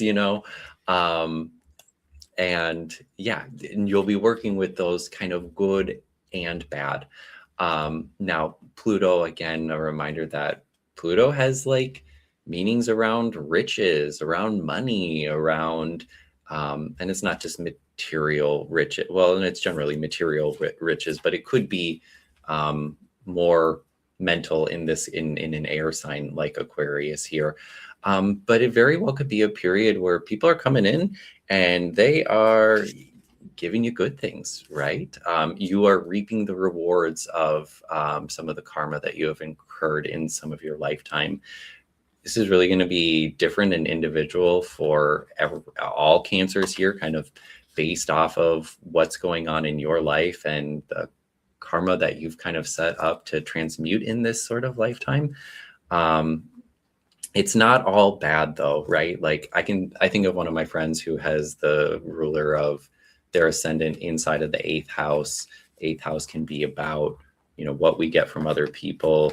They recently had a parent pass and inherited like a wild amount of money, right? And so that kind of thing happens in the 8th house too.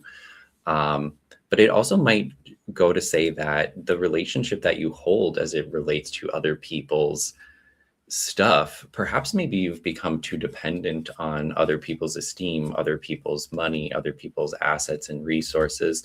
This could be a period of freeing and liberating you from some of the bonds that tie you to others into a place of more independence or more autonomy for you. Cancer rising, you might be noticing, on the flip side, you might be more ingrained in helping and assisting others and working through some of their kind of karma. It's really interesting though, the stuff that comes into the 8th house, it like doesn't have like this permanence to it.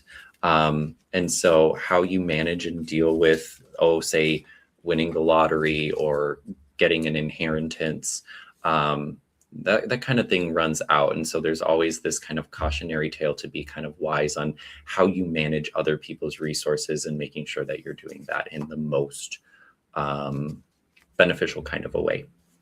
Otherwise, you're going to incur more karmic debts that are going to pop up here, right? Now, with Uranus in the 12th house, there's the caller that asks for a revolution of the mind, of the mental faculties, of the ways in which we take care of the mental aspects of our world. Cancer, you are so emotionally intelligent, right? I mean, you're Cancer. You're very lunar. You have the moon. Like that's you to a T.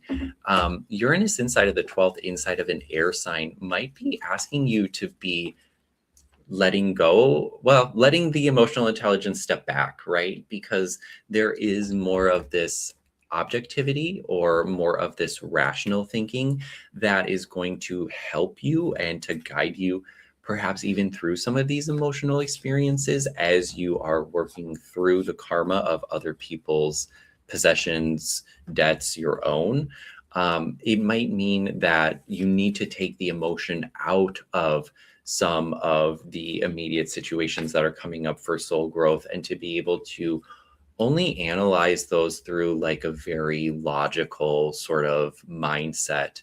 And so for Cancer, you're really being asked to move kind of out of that stomach central cavity where you have a lot of stomach and chest, where you have like a lot of this going on, and bringing it up here a little bit and then kind of filtering it back down.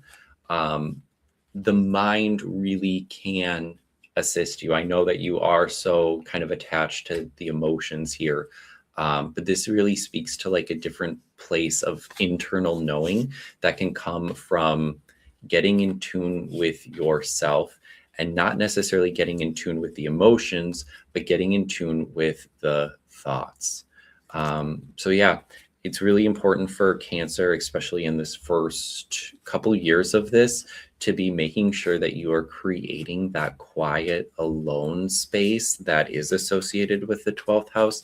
The 12th house is often about removing ourselves from everyday life, from me taking a break from hanging out with Jake to like go on my own and think and process. Journaling could be very, very helpful for Cancers to kind of move throughout this, and for a way to kind of get that emotion out of you and maybe get it onto the paper, and so that it isn't kind of bogging you down anymore.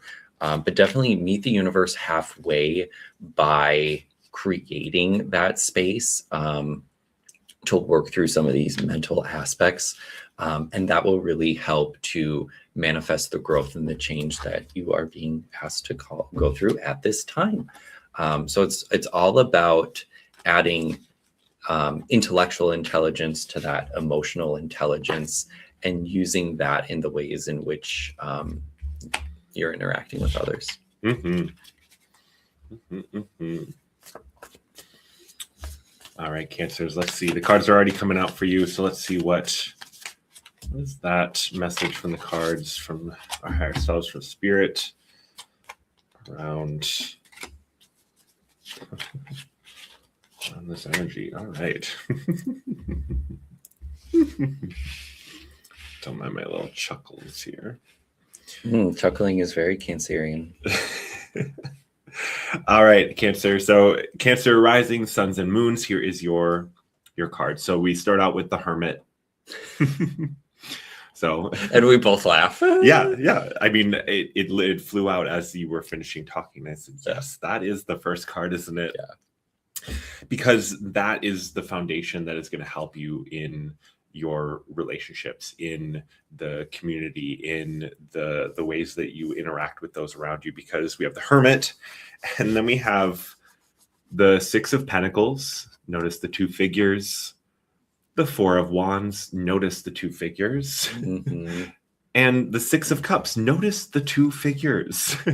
It's just funny, the energies of these three cards are very different and yet work together very harmoniously to speak to those partnerships.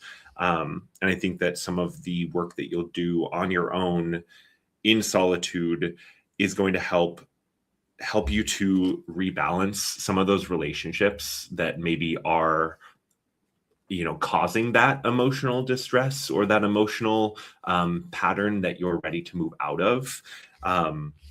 Help you move into more harmony and union in more beautiful ways. Four of Wands in the traditional tarot has the sort of wedding canopy. I always see it as a wedding canopy up above the figures. And there's this stepping back into union in a more balanced way. And we have delight, and then we have felicity. So intense happiness. Like, this really is going to help you with fostering more of those positive emotions, helping you to have that those like emotional reactions, those emotional feelings that are more positive for you. But this really does demand, and we have the moon coming up for you, Cancer. Of course we do, because as you know, the emotions, it can be like that gauntlet. It can be, I'm seeing like the crystal ball there. You might have this image of what this could be for you. You might get a glimpse of that future. And yet there is some of that deep transformation that needs to occur in order for you to actually get there. Don't worry, you're going to get there. The King of Wands is our last card. Stepping into that empowered, activated, charged up you. And you might not recognize that you might not have that energy show up very often, but this is about stepping into a new level of your soul's energy coming through. I love that we're seeing a lot of that with these cards. We're seeing for a lot of signs this new level of soul light coming in, this new level of like soul embodiment, and I see that for you too, Cancer. Cancer, I had pulled the IC for you. So this is the most internal place in the chart. Yeah, right. And again, I think, the IC is things crossing over the IC really speaks for profound internal, personal, deep transformation. There's a lot of like connotations that are similar to the IC in the 8th house. And I just feel like, I feel like it's a really deep transformational process here for Cancers. Mm-hmm. And as a Pisces who deals with my own emotions in my own way, but I know the Cancers. I mean, I'm married to a pretty Cancerian person, and I feel like the emotions can be hard to move through or shift or change or look at differently when you're face to face with that person, right? It's usually when you step back and you have that alone time where you can have that different perspective. Your higher self can come through and give you a nuanced perspective. So I'm good advice for all of us too. Well, and I'm thinking right now in the ways in which like emotions generally serve as triggers, right? Mm-hmm. And or emotions are triggered or whatever. And the other air sign is in your 4th house here. So like 4, 8, and 12 is what's being activated by the air signs. And so this triggering of emotion can be really kind of kicking off, creating a new foundation. Your 4th house, your IC, the bottom of the chart. There's really something about creating a new foundation that doesn't come from quite as much of emotional reactions, but maybe coming from a place of more grounded. And again, it's not being cold or like just like data driven, but it is perhaps being a little bit more matter of factly about things rather than being so emotional about things. So yeah, I mean, I think it's recognizing the benefit of a more balanced, measured approach, because it's not that the emotions are invalid, but yeah. Anyway, Leo, it's your turn. Cancers, let us know down below how things are going for you, what resonated, what didn't. Maybe you're already feeling that retreat. But Leos, let's see what's in the stars and the cards for you. Alrighty. Hello, Leo, Sun, Moon, and Rising. Welcome to your mini astrology and tarot readings for the trines between Pluto and Aquarius and Uranus in Gemini, which are going on now through 2028-2029. We have the wheel pulled up here, and as you can see, Pluto is in your 7th house here. So has recently entered the 7th house of relationships. And Uranus is over in Gemini in the 11th house here of hopes, dreams, aspirations, and the folks who help you to make those come real. And, you know, just right away, when we have something in an angular house, 1, 4, 7, or 10, I always want to start with that because that's going to be one of the bigger, more clear, loud energies inside of the chart as everything is unfolding. And let's not forget, Leo, that you do have Jupiter coming through your 1st house, at least for the next year of 2026, even though these transits continue until 2029. But as Pluto is entering your 7th house, the Lord of the underworld is really coming into this area to create a tremendous shift in the relationships in your life. Now, the 7th house isn't just about relationships. The 7th house connects us, and especially from more of a traditional standpoint, connects us with pleasure, with bliss, with sex, and with endings too. Earlier, if you're listening to all of these, I had talked about how when planets cross the descendant, which is contained inside of the 7th house, when people cross this line of the horizon and move below it, they're no longer visible in the sky, which is above, and they are below the earth. You know, every day the sun moves across here and sets in the 7th house. And so there is a very strong indication of things happening in the 7th house, not only being associated with relationships, but also being associated with endings. And again, I had mentioned sex. You think about that union that happens as something was separate from the ground and then it comes into the ground, it penetrates the ground. Here's a little bit of that like symbolic reason why we have sex showing up in the 7th house, at least from a traditional standpoint. Now, again, planets clear, they cross over the descendant, completions, endings, the end of day, nighttime, that kind of a thing. And so Pluto could be bringing in some very powerful, big major endings into your life at this time. Now, of course, it could be relating first and foremost to relationships, the relationships that you might find yourself in, whether they are romantic or whether they are work or platonic. You know, this very well could indicate one of those big key relationships in your life, something going awry with that, and perhaps seeing some endings there. Well, Pluto just doesn't clear things out to leave barren grass, right? I mean, there's always the barren field. There's always the death and the rebirth. So you would also then be expecting new folks to be coming in that are more uniquely aligned with the true identity of yourself. And maybe perhaps even finding relationships that are more pleasurable, more rewarding, feel more good to you after a period of perhaps kind of clearing out some folks that just maybe don't really align anymore.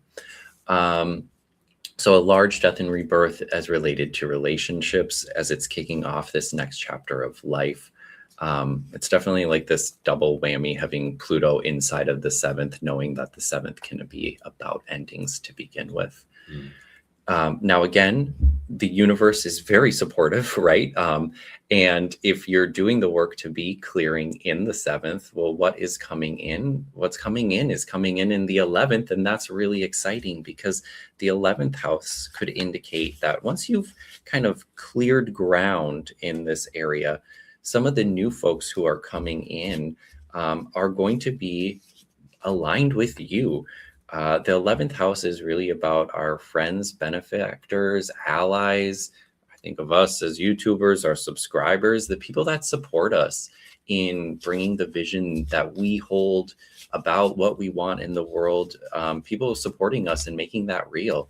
The 11th house is about, you know, your groups, your allies, the people. And so if you've gone through kind of a bit of a karmic clearing, or you know, even maybe perhaps when these planets were at the end of Earth sign. So when Pluto was in Capricorn and when Uranus was in Taurus in late 2024, you might have started that clearing out process even a few years ago. And it could have happened first inside of the aspect of work, right? 6 and 10 being very career and work oriented places. And some of the shifts that may have happened there or that you may be undergoing are really creating new social opportunities for you to be meeting and making connections with folks who are more aligned with kind of this new vision of what you want to be bringing into the world at this time. Uranus can be giving you new ideas about what it means to be here, and to new ideas in which you want to share with others. And so, yeah, if you kind of go through that more difficult work with Pluto, the universe is going to respond by bringing in a whole new group of people that is going to light you up and give you new ideas about what you're able to accomplish inside of this world. It's almost around creating a new vision around what gifts you can provide. You know, if we think about like the archetype of Prometheus associated with Uranus, and, you know, giving the fire of the gods to the people so that, you know, we can have fire, this new technology.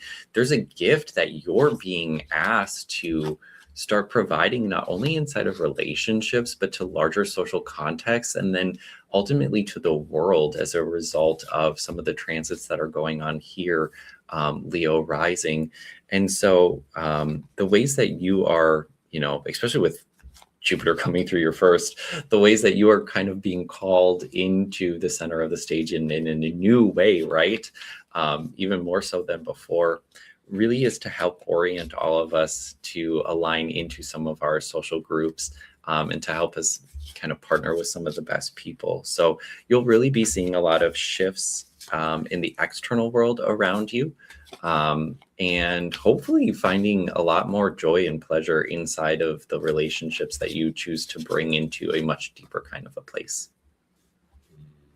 I love it. I love it. I just think about that Xena episode when they had to save Prometheus. It's a good episode. All right, let us check into the cards and see What is the insight and guidance, further information for the Leos? Leos rising, suns and moons. Thank you. Thank you. Thank you. And thank you. All right. All right, Leos. So, Leo, we start out with the 9 of Cups for you. Satiety. Satiety? I don't know if I've ever said that word out loud. 9 of Cups, though. 9 of Cups and then 3 of Wands. We have the Hanged Man or Suspension, which keeps coming up. The Wheel of Fortune. And the 6 of Wands. So the story here for you, Leos, in this journey, in this transformation, in this shakeup, you're leaving behind some of those things, those situations, those peoples that wore you out, that tired you out, that you didn't necessarily have the drive, the motivation, the push to like participate in fully. You might have been there, but you weren't there fully in, in all of your energy. And this 3 of Wands, I feel like is it's like you're taking a moment to incubate that new you, that new fledgling, that egg, right? There's this big old egg being roasted here. And cohesion is the word on there. I feel like this involves sort of like a reorienting of these parts of you, and these pieces of your personality, of your being, your energy, that you're being called to look at differently, to take a different perspective in, to sort of flip the script on, and it's really going to shift and change your outlook, your perspective, and that shift is going to continue happening over the next couple of years. Like you might have multiple waves of this transformation happening for you, and this is absolutely aligned with your soul and the direction that your higher self is calling you to. And it really is such a positive energy. It's such a, I mean, we have the Phoenix rising on the banner here, and triumph is our word. You have, the final card here is such a positive one for you, and really speaks to, I think, the power that's going to come from this transformation for you, the expansion, the growth. And you're going to shine in a new way, in a brighter way even, which you might say, in a brighter way? I already shine really bright. I'm a Leo. Yeah. I'm a Leo. I already shine. Well, don't worry. It's going to be like a next level, a leveling up. And it's funny that we end on this card, because I'm reminded again, it's like bringing in more of your soul's energy. I think that's a big theme of this energy, which I think we've talked about. Like Uranus can be associated with higher self, right? Yeah. And so I feel like it's this energy is facilitating for lots of us new levels of soul energy coming in, new levels of expressing our higher self in a new way. And you're going to like this, Leo. You're going to like this. It's going to feel good. It's going to feel aligned for you, and people are going to notice. I pulled Aquarius, so hey, gotta love that. The hidden opposite of Leo. There you go. Right. Mm-hmm. And I guess the first thing that I'm thinking about here, so Leo Sun Moon rising, you should really kind of watch that degree point of your Sun Moon or rising, because when Pluto is opposite, okay, it's kind of like the biggest moment here for this rebirth of identity of self to be coming out at that time, and making sure that you are incorporating this new version and this new vision of you as it relates to how you're showing up in relationships and the groups that you are working with. So there will be a kind of like a profound change in that the quality of light, as Jake was kind of saying, you'll be shining brighter. And I think a big way to be understanding when you're ready for that will really be related to as Pluto is coming across the descendant. So check to see what degree that's at, or come chat with me about it, and we can talk about when the universe will be kind of calling you on stage under a new spotlight. Be ready to hit that mark. All right, Leos, hope you enjoyed your reading. Let us know what resonated. If you are seeing the signs of any of this bubbling already, as you probably are. And enjoy Jupiter in the first. Enjoy. You know, I mean, it's a really positive aspect for you. Yeah, I mean, it makes sense that we got that triumph card there for you, for sure. All right, Leos, enjoy. Virgos, it's your turn. Hi, Virgos. Hey, hello. Virgos, sun, moon, and rising. How's it going? We're here with your little mini astrology and tarot readings for the upcoming trines between Pluto and Uranus, and Pluto in Uranus, Pluto in Aquarius and Uranus. You say it enough times. Do I say it all the time? I probably do. No, I mean, I'm just saying, you know, you've said the same phrase multiple times in the retrograde. Yeah. I have my little note here for all the earth signs. I really just want to call this out before we get in the need and desire for breath work at this time. You are such a physical 3D kind of creature, Virgo, sun, moon, and rising. And the ways that the outer planets have shifted recently out of the earth and water signs and into the air and fire signs really kind of resonates all the way deep down into our cores. And so you're some of the people who are most affected by some of these shifts. And anyways, breath work. I just started doing it for myself. I'm a Capricorn rising. This has been such a huge game changer for kind of like daily levelness. And I feel like this is a really great tool for all earth signs at this time, particularly just because the air signs fall in 2, 6, and 10 for all of us. And so it can talk about our skills and our daily routines. And Virgo, you're already great with your daily routines, but with Pluto inside of your 6th house, you are being asked to kind of change your realm of health habit and routine. But we're actually going to talk about Uranus in the 10th first, because that is a little bit more significant here. So if we want to go ahead and pull up the chart, we have Uranus transiting through your 10th house, which is the big headline news here. Anytime that something's in an angular house, it's going to be the loudest thing that's going on inside of the chart. So this is a very exciting, innovating, game-changing, breaking through, hitting new heights, shaking it up moment for your career or for your public self. This is really a big sign for a change in career, change in job, change around the office, that sort of a thing. And really making sure that you are kind of breaking out of any old personal molds that you might have carried, or any ideological glass ceilings that you might have been bumping up against, or beliefs that held you back from going any further. The 10th house is often also related to just kind of like our public image. So with Uranus kind of coming into this area, there's a new aspect of you to be incorporating into that which you are sharing with others. There's a more kind of kooky, eccentric, out of the box part of you that you're being asked to bring into the world and share at this time. And just a reminder, Virgo, it's okay if that person isn't like clearly defined, or you don't feel super comfortable being them quite yet. It's okay. You'll grow into this.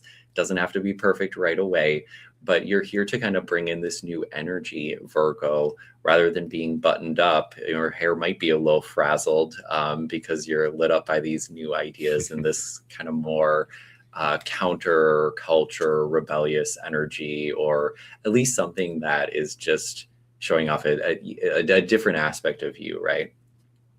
With Pluto in the sixth, we often talk about the sixth as the joy of Mars. Modern, we talk about health habits and routines. When I think about the joy of Mars, though, Mars is really about where we have to work hard, where we have to persevere, and at times where we have to sacrifice. And the sixth house often has this association with what do we have to work hard and sacrifice for so that we can make it happen. And with Pluto coming into the sixth house, there is quite a bit of a cosmic call or universal ask to be reassessing the different things that we are willing to sacrifice ourselves for. This could very well be something that we ideologically sacrifice ourselves for, since Aquarius is a air sign. It could be these ideals that we take up, the charge and the mission for, that we fight for, those sorts of things. And Pluto's asking us for, to make sure that we're working for the right thing that we want to be working for. And more than likely changing the mission that we're on and finding a new cause to be supporting and working hard and giving our blood, sweat, and tears for that. So there's really something here about like getting ready for a new kind of training as it relates to life, and new practice as it relates to this hard work that you'll be asked to kind of bring forward. Now, again, 6 and 10, they definitely, can be about this new daily practice that you have that grows into like a larger career sort of thing. Or it very well could be aspects changing inside of your career, large shifts that mean that the daily tasks and the routines that you take every day are shifting as well. If you're coming from work environments or places that don't have that need technological upgrades or need to get up to speed with where we are in the world right now, you'll very much find your role or job shifting at this time to be bringing that in.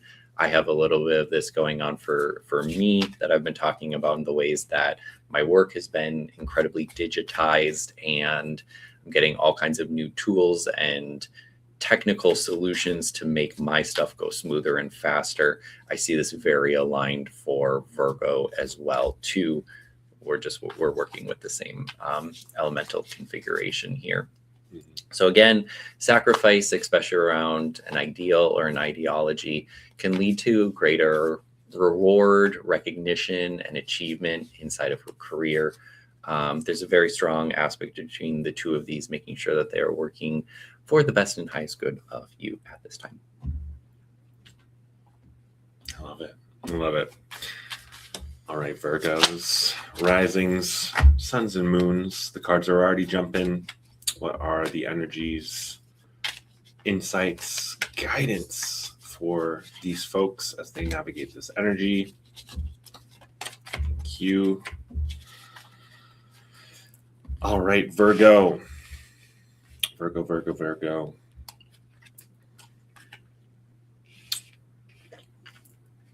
Your cards. We start out with the Devil, the Emperor, Six of Pentacles. And I feel like this Devil came out and I immediately was like, yeah, don't build yourself a prison here. Sometimes we can create situations, experiences. We can put ourselves into a box. We can shackle ourselves up because we think that that's what we need to do. That's what we're supposed to do. I feel like I'm noticing like the little goat up there in the top corner. It's like that Capricornian energy that sometimes, as Corbin's talked about, you climb the wrong mountain. You climb a mountain for the wrong person. And I think the Emperor is here really reminding you that this is about you. This is about your divine energy. It's about your grounded and really like stable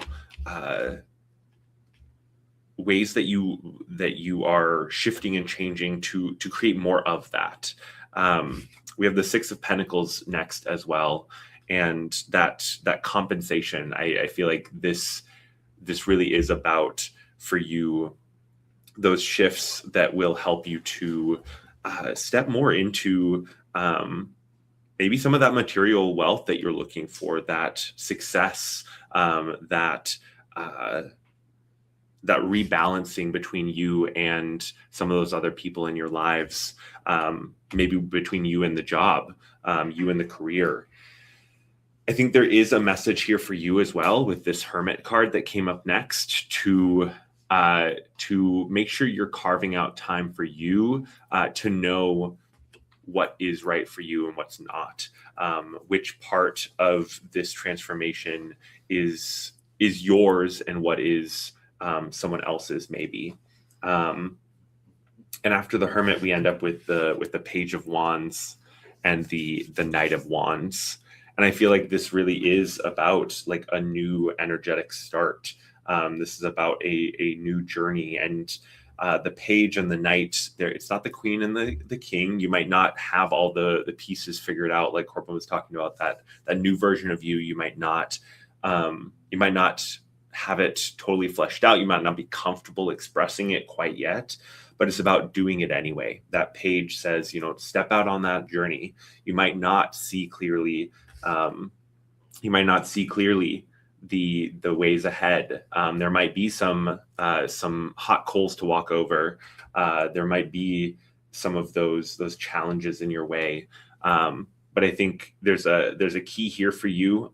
This Knight of Wands is dishing his chest plate. I feel like there's a need here and a reminder from your higher self to keep your heart open, and make sure that you're not getting too stuck in the mental, that you are balancing that out with the heart. And again, like paying attention to what works for you and what doesn't. What is your body telling you? And how does that impact the choices that you're making? I pulled Jupiter for Virgo here. And I think we've really talked about how this is quite a bit of work and toil and sacrifice. And I think the Jupiter is just showing up to say that it's not all for nothing, right? And at this time, Jupiter is moving through your 12th house. And there can really be a lot of new benefits in how you see, you get a different and a new perspective on everything. And so perhaps you're understanding that the work is valuable and worth it, and that the sacrifices will lead to something better and greater for everyone. Just make sure that it's the correct ideology or the correct thing that you're following here, because there is quite a bit of an assessment of like, yes, is that really where I want to hedge my bets? Is this the religion, the dogma, the ideology that I want to be promoting on a much larger scale? If you line that up right, then there's a lot of happiness and abundance on the other side of that. Well, there you go, Virgos. Let us know what's been coming up for you, what you're feeling, what resonates. And as you move through this, and when things get difficult, when there's too much work to do, take 5 minutes to do the breath work. It will make the rest of your day a lot easier. Yeah, absolutely. All right, Virgos, good luck to you. Libras, you're up next. That's me too, Libra rising.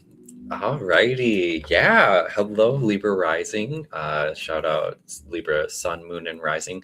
This is your mini astrology and tarot readings for the upcoming transits, the trines between Pluto in Aquarius and Uranus in Gemini. That's going on right now all the way until 2028, 2029. So this is a big energy that's in play for the next couple of years, helping to transform you into the next version of you.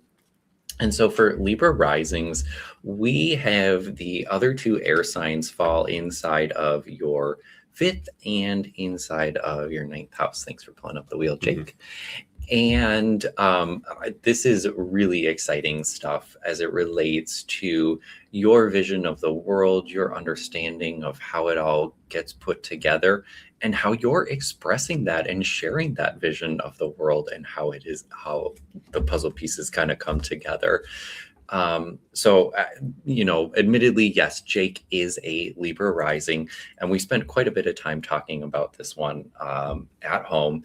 And one of the things that I want to remind everyone, if you're just checking out for your sun, moon, or rising and not listening to the whole thing, is that these trines actually started at the end of 2024 when Pluto was at the end of Capricorn and Uranus was at the end of Taurus.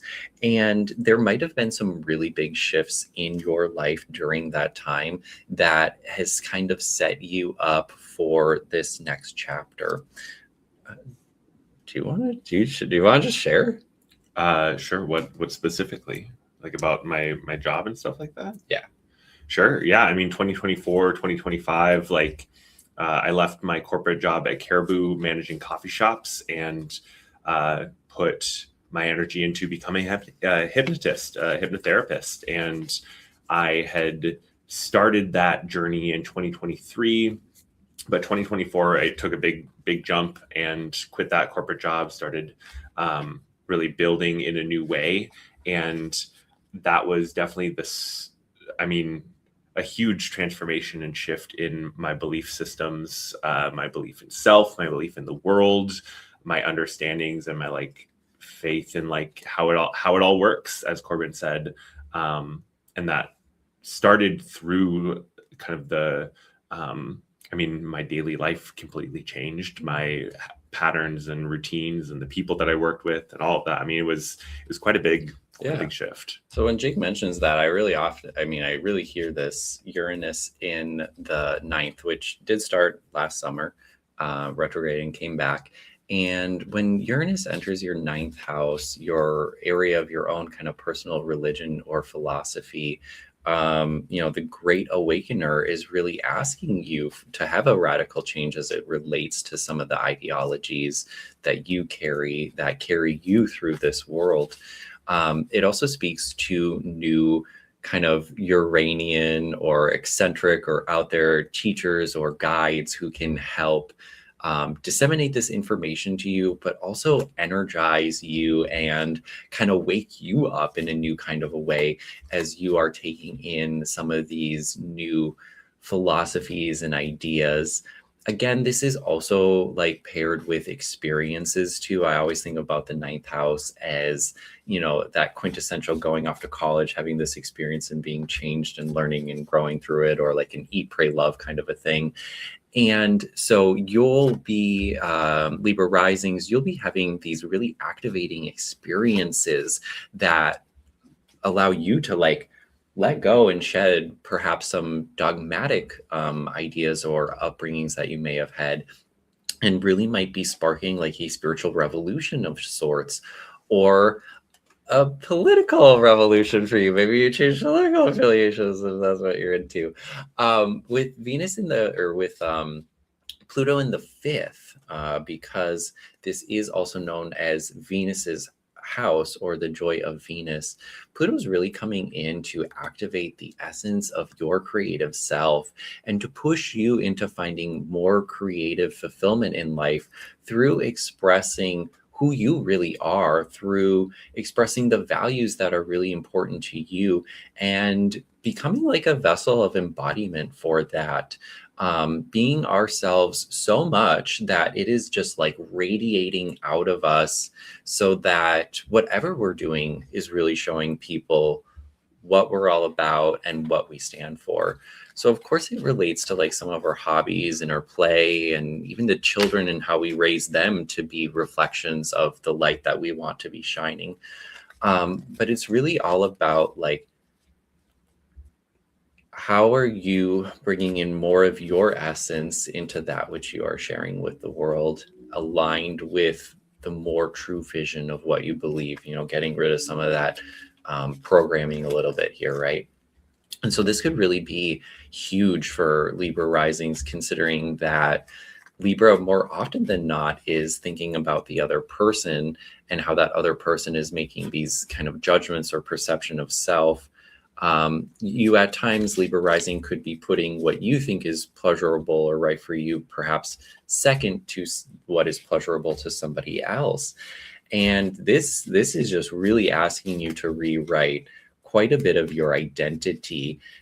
You know, even though Libra is focused on the other person, it is a masculine sign that exerts. And so it's, who am I in relation to the other person? Not who does the other person expect me to be, and then I will be that person. It's, oh, I understand this other person from that sort of a lens, and so I can present like this. And it's really kind of creating a new way of presentation for Libra rising here. So this really moves beyond kind of the fun and games that can be inside of the 5th house. And to me, really speaks to a personal renaissance for Libra risings in the way in which that they are kind of more truly showing up in the world and here to kind of carry out the roles that they have. So yes, from Jake to go from this social, hi, how are ya? Here's your cup of good, to, hey, here's the wisdom of the world and some like deep healing and trance and hypnosis. Even you think about like the way a general manager of a store shows up versus a hypnotherapist in a one-on-one client session. I mean, the ways that I interacted with others completely shifted and changed. Yeah, and so letting go of some of that external validation a little bit and understanding that it's your job to create the beauty to express inside of the world, and then connecting that with others. Mm-hmm. Let's pull the cards. Yeah, I already feel like Watkins was saying 2024 fiance had a near-death experience that changed his life. There you go. Yeah, there you go. Definitely do it. Yeah. All right, let's see. What are those cards for Libra risings, suns, and moons? And I'm sure that would have changed the path to, I mean, they could still be kind of on the same thing that led to that moment, but I have to imagine that things have shifted, so they're probably not exposed to the situations like that anymore. I really love doing these group polls and like working our way around the wheel because we see similar energy showing up in the cards over and over again. It's really fun. We're so deep in where I feel like I'm saying the same thing, but go ahead. Oh, I do too. But it's okay. I mean, we're I've in the said channel transformation 1,000 times, a million today. Times. Yeah. Yeah. All right, Libras, rising suns and moons. We've got Queen of Swords up first. We have the Wheel of Fortune coming up next. We have Suspension, that Hanged Man once more, followed by the 8 of Cups once more. The Destiny card came out again. And then we have the Magician. So definitely some pretty powerful energies here for you, Libra, rising suns and moons. That Queen of Swords is really, I feel like, about the ways that we Libras use our communication or don't use our communication, right? There can be these ways that we... I have 3rd house, so yeah, I'm going there too. Yeah, the communication.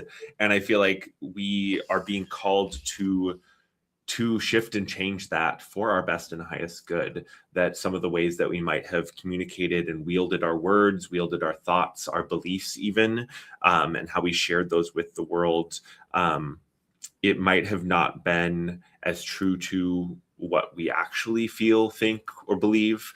But there's really this shift and this turning that we're being called to do.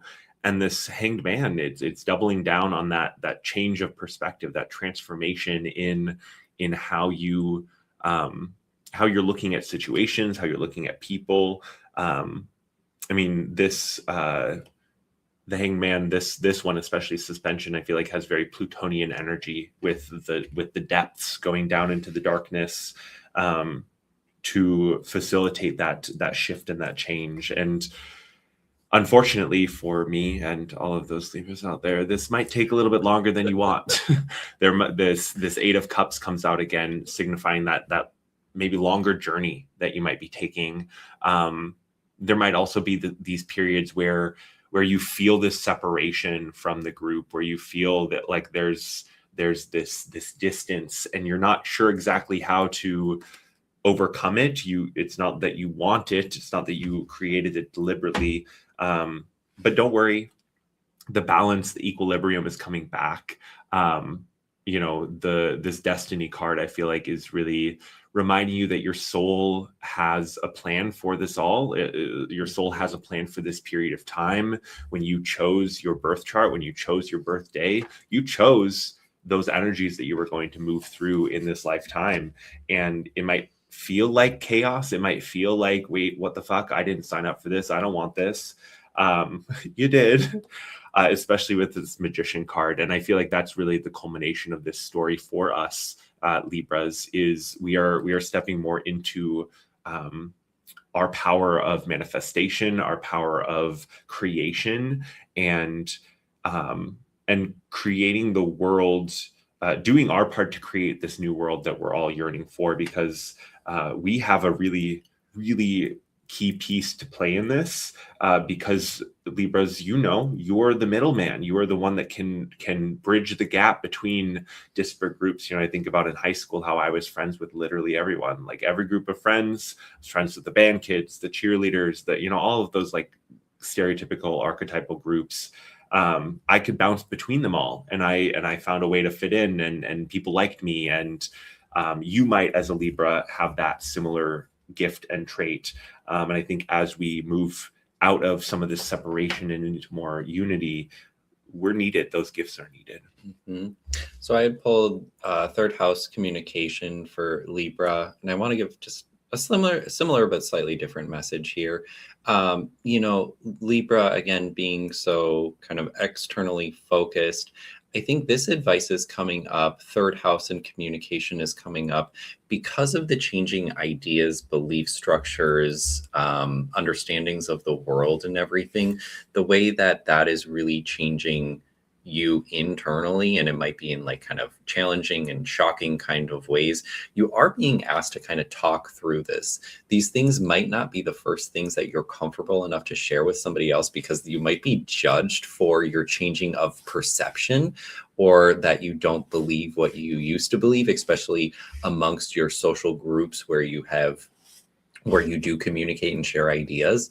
But you're really being asked to make sure that you are still communicating that stuff and not keeping it just internal, because perhaps the information, the wisdom that you're sharing is part of that way showing, bringing the light to others, that sort of a thing. You are one of the unique signs here. You're the only sign that has Uranus going through this mental rewrite in this kind of sector of your life. And so, it is kind of your job to be sharing some of those aha and breakthrough moments with the people around you without the fear of the judgment, because the universe wants you to share. We got this, Libra. We got this. The judgment is not as scary as we have it in our minds. All right, Libras, let us know what you're thinking. Let us know if I was just giving myself a personal reading or if it was for you too. Let us know what resonates. Carol, are you here, Carol? We haven't heard from Carol yet, but I'm sure we'll hear from them on the replay. Love you guys. All right, Libras, there you go. Scorpios, final fourth of the wheel here. We got 3 more signs, y'all. We're almost done. We're doing great. All righty. Hello, Scorpio, Scorpio sun, moon, and rising. Welcome to your mini tarot and astrology readings for the trines that are coming up between Pluto and Aquarius and Uranus in Gemini. I almost said Jupiter that time. Who knows? Why not? Why not? Why not? So if we pull up the chart here, we see that planets here are in 4 and 8. And your 4th house and your 8th house, to me, have a little bit, and the configuration between the two, have a little bit of a double whammy around personal transformation and family karma. Some of the houses, some of the planets, some of the signs that we are working with here just kind of hit those topics with like 2 check marks, or like bold and underlined at the same time. And so for Scorpio risings, this period of now until 2028, even a little bit into 2029, there'll really be a focus on the family dynamics and the soul contracts that are associated with your roots, your ancestors, your family, your parents.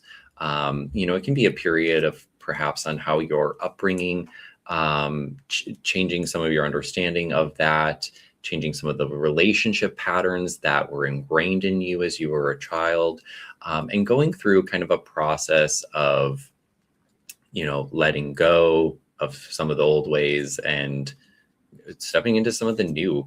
The fourth house is associated with also our roots, right? If we think about this chart, this is the lowest and the least visible part. The horizon line, right? Everything above the horizon is visible. Everything below the horizon is below the earth. And the fourth house and the IC and where we have Pluto at this time really does connect to that deeper inner part of yourself. We go home every day to, kind of rest and restore our bodies and our cells, right? We sleep and we come back renewed. Well, you're going into this house of, this second house of transformation here, the fourth house, to really reassess how those roots, how that upbringing, is creating the person that you have here with you today, and kind of how, again, some of the ideologies that were ingrained in you as a child are part of how you interact with others right now. Because the eighth house, where we have Uranus, is really about that exchange of, information, of resources, of things between you and another person. And this really is about how the other person and their feelings about you can kind of change and influence what is around you in both a material and kind of a mental, ideological kind of a way too. And so, as I said earlier, this idea of like these soul contracts that you have with your family, or these moments of karmic bonds, the karmic bonds that you might share with those who are involved in your upbringing, really seeing a change in that. Maybe you had a really estranged relationship with one of your parents for quite a period of time. Uranus and Gemini is asking us to kind of see a different side of the coin here, to maybe be experiencing a different type of how this relationship could be working into a way that ultimately, at the end of the day, kind of frees you from some of the karma or the bonds of the past and allows you to be more present and ready to kind of step into the new. There'll be quite a few disruptions of these soul contracts, heavy prices to pay, or, great karma to reap at the same time, that can kind of radically reconfigure those relationships. So Uranus wants to break the mold of these relationships, to allow you to have new opportunities for give and take, and in kind of a paradigm shift that creates this restorative process around the home.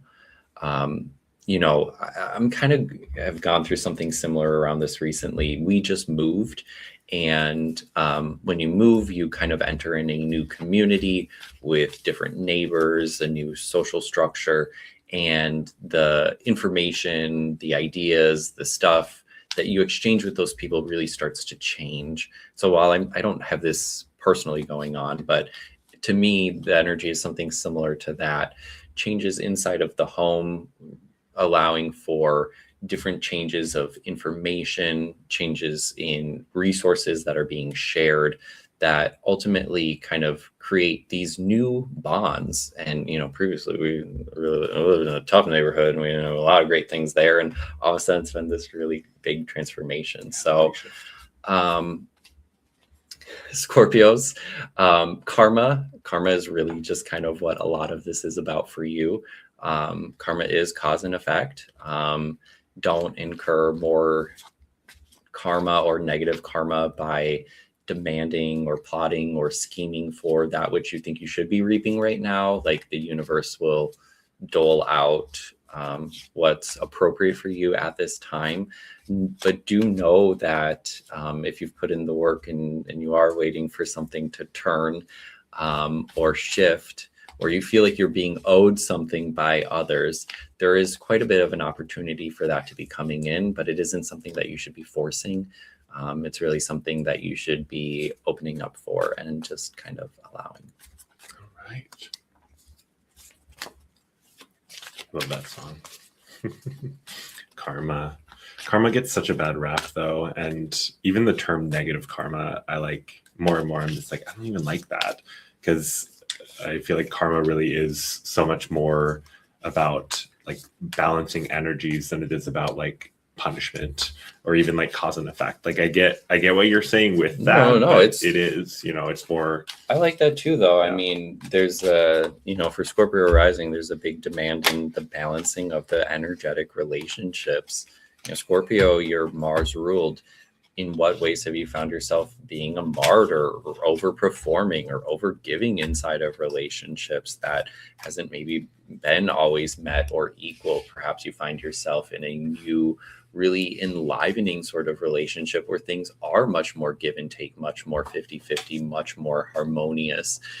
This could unwrite years, months, decades of sacrifice. We talked about Mars earlier with that concept of sacrifice or martyrdom.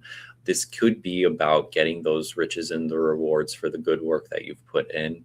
But again, be careful on how much you tell the universe that it's yours to take now. All right. So cards here for you, Scorpios, risings, suns, and moons. First up, we have the Two of Swords. And I feel like this right at the bat is pointing to the choices that you have, the choice in this. I think with the topics of fate and fortune, we often talk about predetermination, the idea that, your path is decided already and your soul is, forcing you along that. I think we're being reminded that there are always choices. And the choice for you, I think, is really rooted in what is best for you, what is enjoyable, what is delightful. That Four of Wands, I think, also speaks to the stability of it as well, in that what is stable, what has a solid foundation. And I think for you, some of the key here is stepping into that receptive divine feminine energy. Corbin was talking about like, don't force this. Don't try to force the universe to give you what you want. Don't manipulate others to do that. I think there's a message here about stepping into that divine feminine energy, allowing for the creation to come from a aligned place rather than forcing it, because the Empress is followed by the Magician. There's really this like earth magic that you're being called to embody more of, because the wheel is turning. You have the Wheel of Fortune here, of course, because it's all about karma for you. The wheel is turning, and it's going to turn whether you want it to or not, whether you're participating in that process or not. I think there's a message here, especially with this Knight of Wands in the end position here, for you to really take action in this, but not maybe in the ways that you might first think, because again, there's that divine feminine energy here within this read for you of allowing rather than forcing. Mm-hmm. And if you stay in your heart, if you're thinking about the impacts on those around you, if you're working with your own gifts, this is going to be beautiful. It's when you're out of alignment that things are going to get wonky. Yeah. I mean, I pulled the moon, so I had to run to the restroom, but I heard a little bit about emotion, and I heard a little bit about divine feminism, and I heard a little bit about how, I mean, Scorpio, emotion's a tough thing to begin with for you here. So really it's about making sure that your waters stay pure throughout this process, and that you're staying open to receive. So, yeah. I feel like there's something here too about maybe music or like the arts, or like how you create, and that being something that can help to be a outlet for you or be a balancing effect for you. Yeah. There you go. Yes, Scorpios. So let us know what resonates for you in that reading, in the astrology as well. And if you have a Scorpio in your life, share this out with that Scorpio. Ken's a Scorpio moon, and he said perfect. Thanks, Ken. Love it. All right, Saggies, you're up next. We said we weren't going to take 3 hours. We're totally taking 3 hours. Absolutely. All righty. Hey, Sagittarius, Sun, Moon, and Rising. Welcome on in for your mini tarot and astrology readings for the transits, the trines that are happening here between Uranus in Pluto. No, Uranus isn't in Pluto. Uranus is in Gemini, and Pluto's in Aquarius. And this is happening in your 7th and 3rd houses here. And so right off the bat, Sagittarius, I just have to say, the culture of your life and the relationships that make your life meaningful, pleasurable, and special, that's all about to change, or is undergoing a huge process of transformation and up-leveling, which is really exciting here. It can bring in new ideas, new thoughts, new opportunities for learning all about the kind of culture around you, the world that you live in. And this can really create some deeper influences that resonate in the relationships that you have, right? Through changing your localized environment or changing what you're involved in every single day. You might meet new people to partner with. And of course, these partners are going to be more aligned with you and where you are headed, not so much as aligned with your past. So as we move into the chart here, with Uranus inside of the 7th house, the Great Awakener here is here to awaken you to your sensual pleasures. You know, I previously talked about how the 7th house can be related to this topic of pleasure and the good things that come out of relationships. And again, that just comes from this idea that planets will cross over this descendant, which is representative of the horizon, and move into union with the Earth. We actually thought that they went into the Earth a long time ago. And so this idea of union is that which is pleasing or pleasurable or sexy. And for you, Sagittarius rising, Uranus really wants to break you out of the mold of what relationships might have used to look like for you, or maybe what pleasure used to mean for you inside of a relationship. You'll be finding yourself looking for new experiences that allow you to feel a greater sense of freedom, awakeness, aliveness, to be able to take on different and unique roles inside of relationships. You might find a new cast of characters showing up for you to be relating with. And again, all of this is going to be really exciting, something that you want to call your mom about, or, something that you're going to want to share with somebody else, because it really livens you up. It really gets you excited here.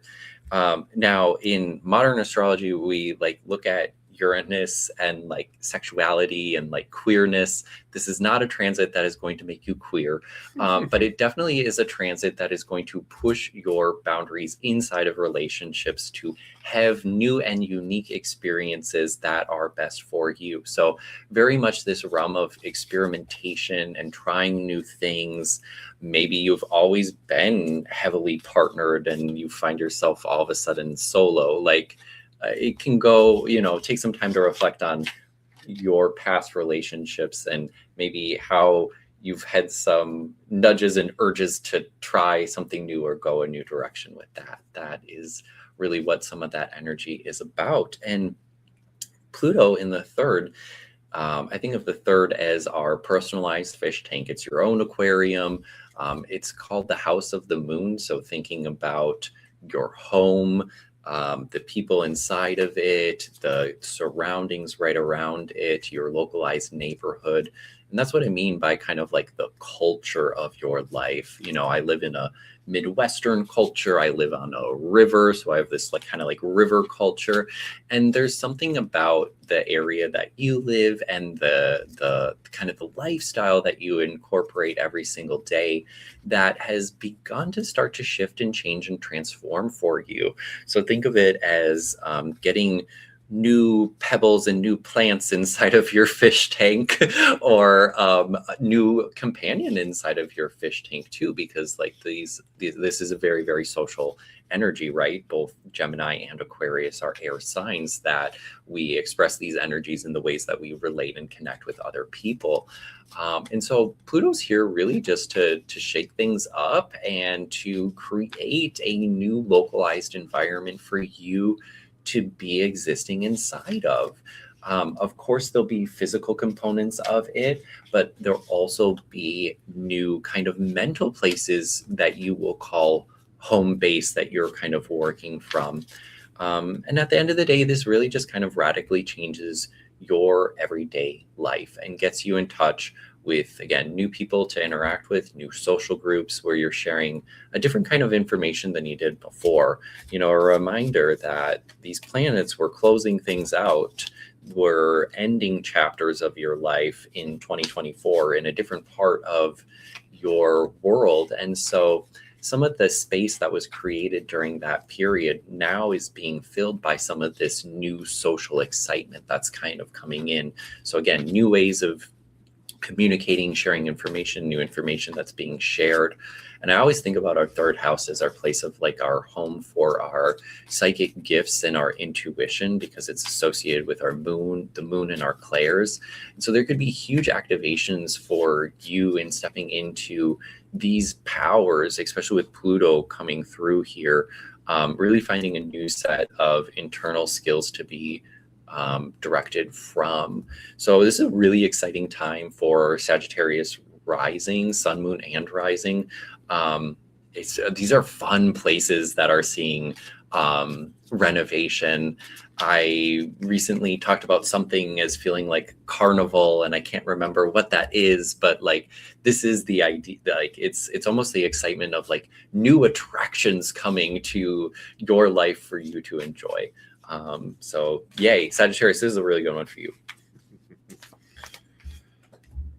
I love it. I was thinking about the fish tank at our chiropractor's office and how there's these two fish in there that have been in there forever. And like, what would a third fish do to that dynamic? Like, how would another fish change that, you know, that energy in that tank?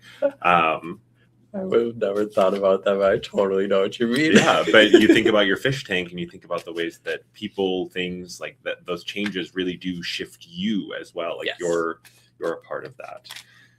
All right, let's see what those cards have to say for you, our Sagittarians. Thank you. All right. Sagittarius, rising suns and moons. We've got quite a few cards here for you. First up, we have the universe, consecration, the King of Cups. And we have the Ace of Pentacles as our first three here.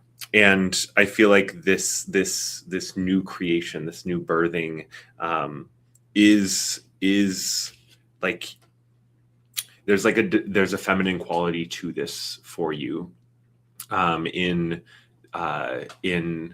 maybe it's like the newness of it, but it could also be in some of the softness, maybe the sensuality side of it, right? We were talking about the sex side of things, like that could be a part of that as well. I mean, we have consecration on the card there, and transition, King of Cups. There's this emotional shift and change that's happening. And all I can think about is the fish tank with this too, all the water, right? Your fish tank is shifting and changing. And that Ace of Pentacles is a beautiful sign for a new, very grounded, very real change in your life. And that I feel like that Ace of Pentacles is doubled down on by this moon coming out. And I love the words on these cards because they're not necessarily always the traditional word associations. We have generation followed by gratification. I feel like there really is something here about what is pleasurable to you, what is enjoyable to you, and you're finding more of a equilibrium with that. We have destiny coming up again. So there's some karma in this for you. we know that those people leaving and coming into our lives oftentimes have soul contracts with us, oftentimes have past life connections to us as well. And it's not always easy to navigate those shifts and those changes. This Five of Swords would say that there's maybe some strife there. There's maybe some tough feelings. I also always notice with this how both figures are, like, I always see the same person there. It's like killing the old version of you is what I often see in this card. It's that transformational moment where you're tipping over the edge of that change. And it's Five of Swords followed by the Six of Swords ascendancy. I feel like we really have this mental shift for you that is a part of your ascendancy, a part of your expansion, a part of bringing in more of that soul light, and that it's through all of this change and transformation that you're going to find your way to a more whole you. I love that because I have the ascendant that I pulled here too. And so I loved a lot of what you were saying in the sense of like, there's a lot of you at the center of the equation, especially as it always relates inside of relationships. But I'll go a little bit further here. The ruler of Sagittarius being Jupiter at this time inside of Leo and inside of your 9th house, Sag risings, there is something that you're being asked to be exploring as it relates to some of those perspectives that you're holding as it relates to these relationships about what you do want. So this could be opening up to a belief or letting go of an old belief so that you can open up to a new type of relationship or a new type of pleasure that you're wanting to bring in. But it is saying that there's something perhaps about the belief systems that as they orient the direction that you're going, Sagittarius, right? Like your arrow is pointed towards that. So a little bit of a question around, does that North Star align with the new vision that is coming in for relationships? I have to imagine so, but it's just a question to ask. Mm-hmm. Mm-hmm. Well, and as always, I remember that, some of the energies, whether it be the chaotic energies or the unknown or like the surprises that come with this, we don't always get the roadmap. We rarely get the whole roadmap to our lives from our higher selves, from our soul. We are meant to be surprised. We are meant to have these moments of genuine, whoa, what's going on? Because it's in those moments where we are able to more authentically express our soul's desires, and remembering that at the soul level there isn't the positive and negative in the ways that we associate. There isn't like the growth or degradation in the ways that we associate. It's about learning, it's about expansion, and that doesn't always look like stereotypical growth, right? So yeah. Thanks, Lynn. Thanks for sticking around for your rising. Mm-hmm. Have a wonderful rest of your day. And hello to those of you joining. Make sure you go back and listen to the replay because we're almost wrapped up with the signs here. Yeah, we did not start with Aries. We started with Aquarius. So Capricorn, this is our last sign. So thanks for being patient, Capricorns. Welcome on in, Capricorn, Sun, Moon, and Rising. This is your mini tarot and astrology reading for the trines that are occurring between Pluto in Aquarius and Uranus in Gemini over the next few years. They actually go all the way degree-based until 2028 and, just very, very close until 2029. So quite a longer transit here from these two outer moving planets. As we look at the chart, Capricorns, I am noticing that these planets are in your 2nd and 6th houses. And right off the bat, this is very, very big entrepreneurial energy for those hardworking Capricorns out there. This is really all about the skills that you have and the hard work that you absolutely put in all of the time. and how that's opening up new opportunities for you moving forward.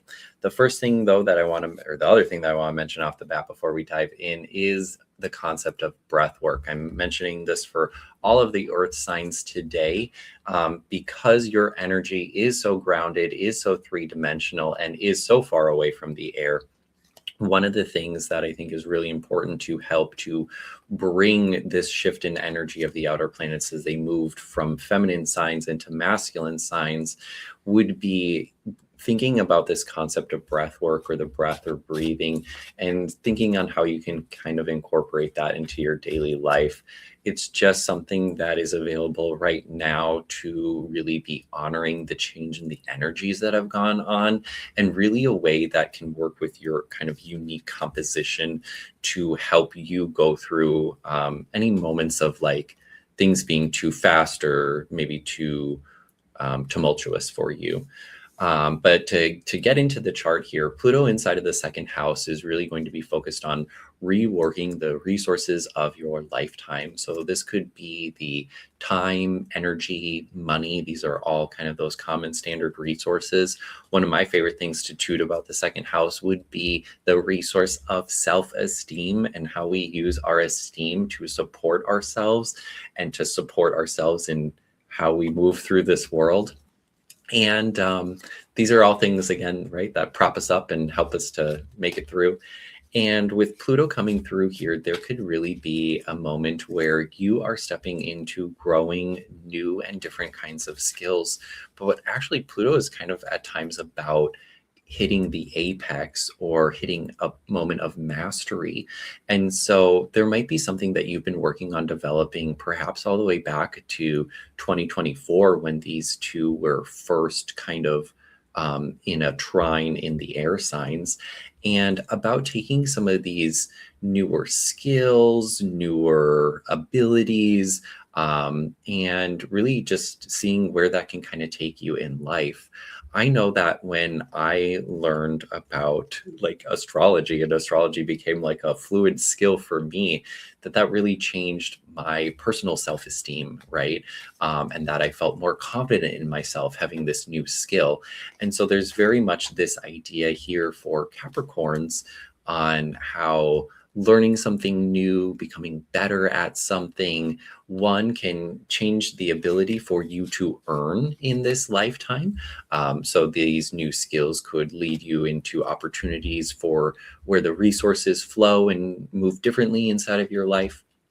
I would love to say that we're all getting rich, Capricorns, but perhaps, well, maybe we are all getting rich, but Call that in.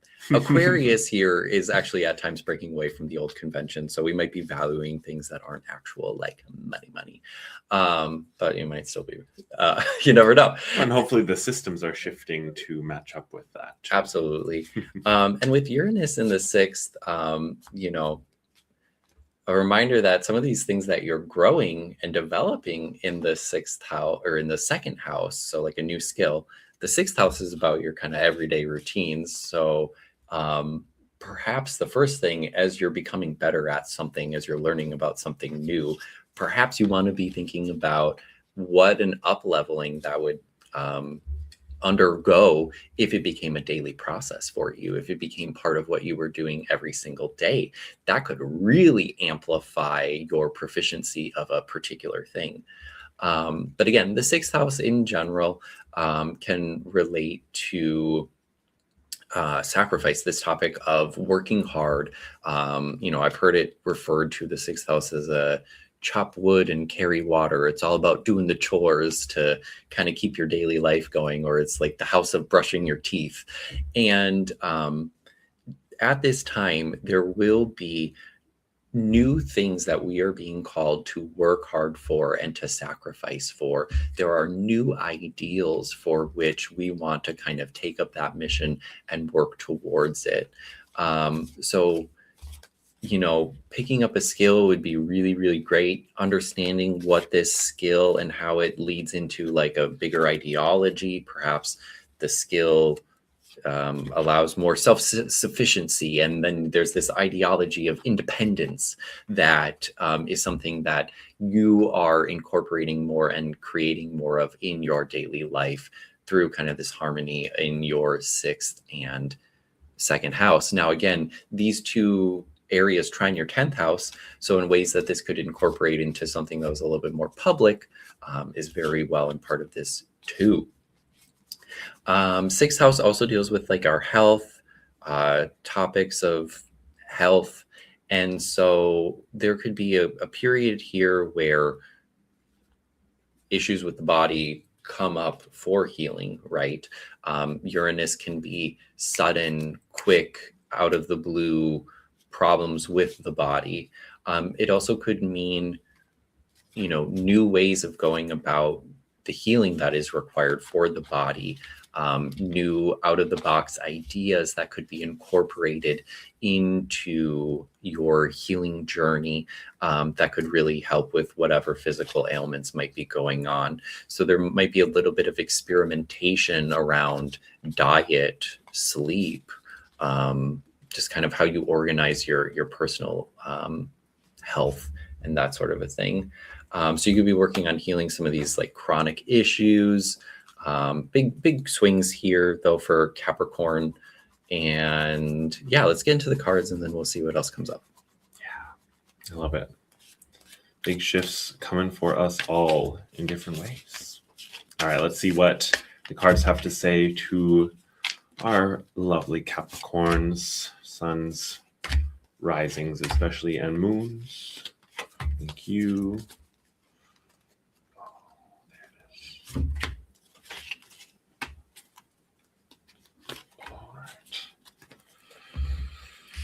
All right, my dear Capricorns. All right, yeah, you've got some big shifts and changes coming for you, as I'm sure you are prepared to handle, as Capricorns are. They are very resilient. All right, we got Magician coming up first, followed by the King of Swords. And I feel like these first two cards are, as we've had similar messages for the other signs too, it's tapping into your magic in a new way. That Magician card, I feel like, could speak to those gifts, those talents, those skills that you might be accumulating or developing. And I think you're really being called to share it, to communicate it, to speak it out. I think there's also an element of channeling here for you as well, in the ways that you're being called to work with your higher self. You may not always feel that connection to spirit in tangible ways, but you're being called to facilitate and step into that channel more, because it's through that work with your higher self, through bringing that light in, that you're unshackling yourself, that you're reorienting yourself to your own mountain, as we've said a few times here, right? The Devil card comes up once more, and we have that little goat hanging out there, top of the chimney. Are you climbing your mountain, or are you climbing someone else's? And I think really, I mean, we have the Tower coming up next, and that Devil followed by the Tower. This is a big shift for you. This is going to be hugely transformational and probably going to be kind of sudden. I would say if there's a card that aligns with Uranus, it's the Tower, right? It's that quick, sudden. And there's the lightning bolts traditionally. Is associated with Uranus. Yeah. Oh, absolutely. And I really love how we have the King of Swords, and we also have the King of Pentacles. And so there really is this masculine energy here, this divine masculine energy. There's this sense of mastery. I feel like you said the word mastery. Yeah, Pluto can very much bring that in. Yeah. There's this mastery here, and I feel like there really is a need here to not get caught up in the wrong details, to not allow yourself to be swept up in perhaps some of the hang-ups of the past, or those ways that you tripped yourself up before, or maybe the world tripped you up, right?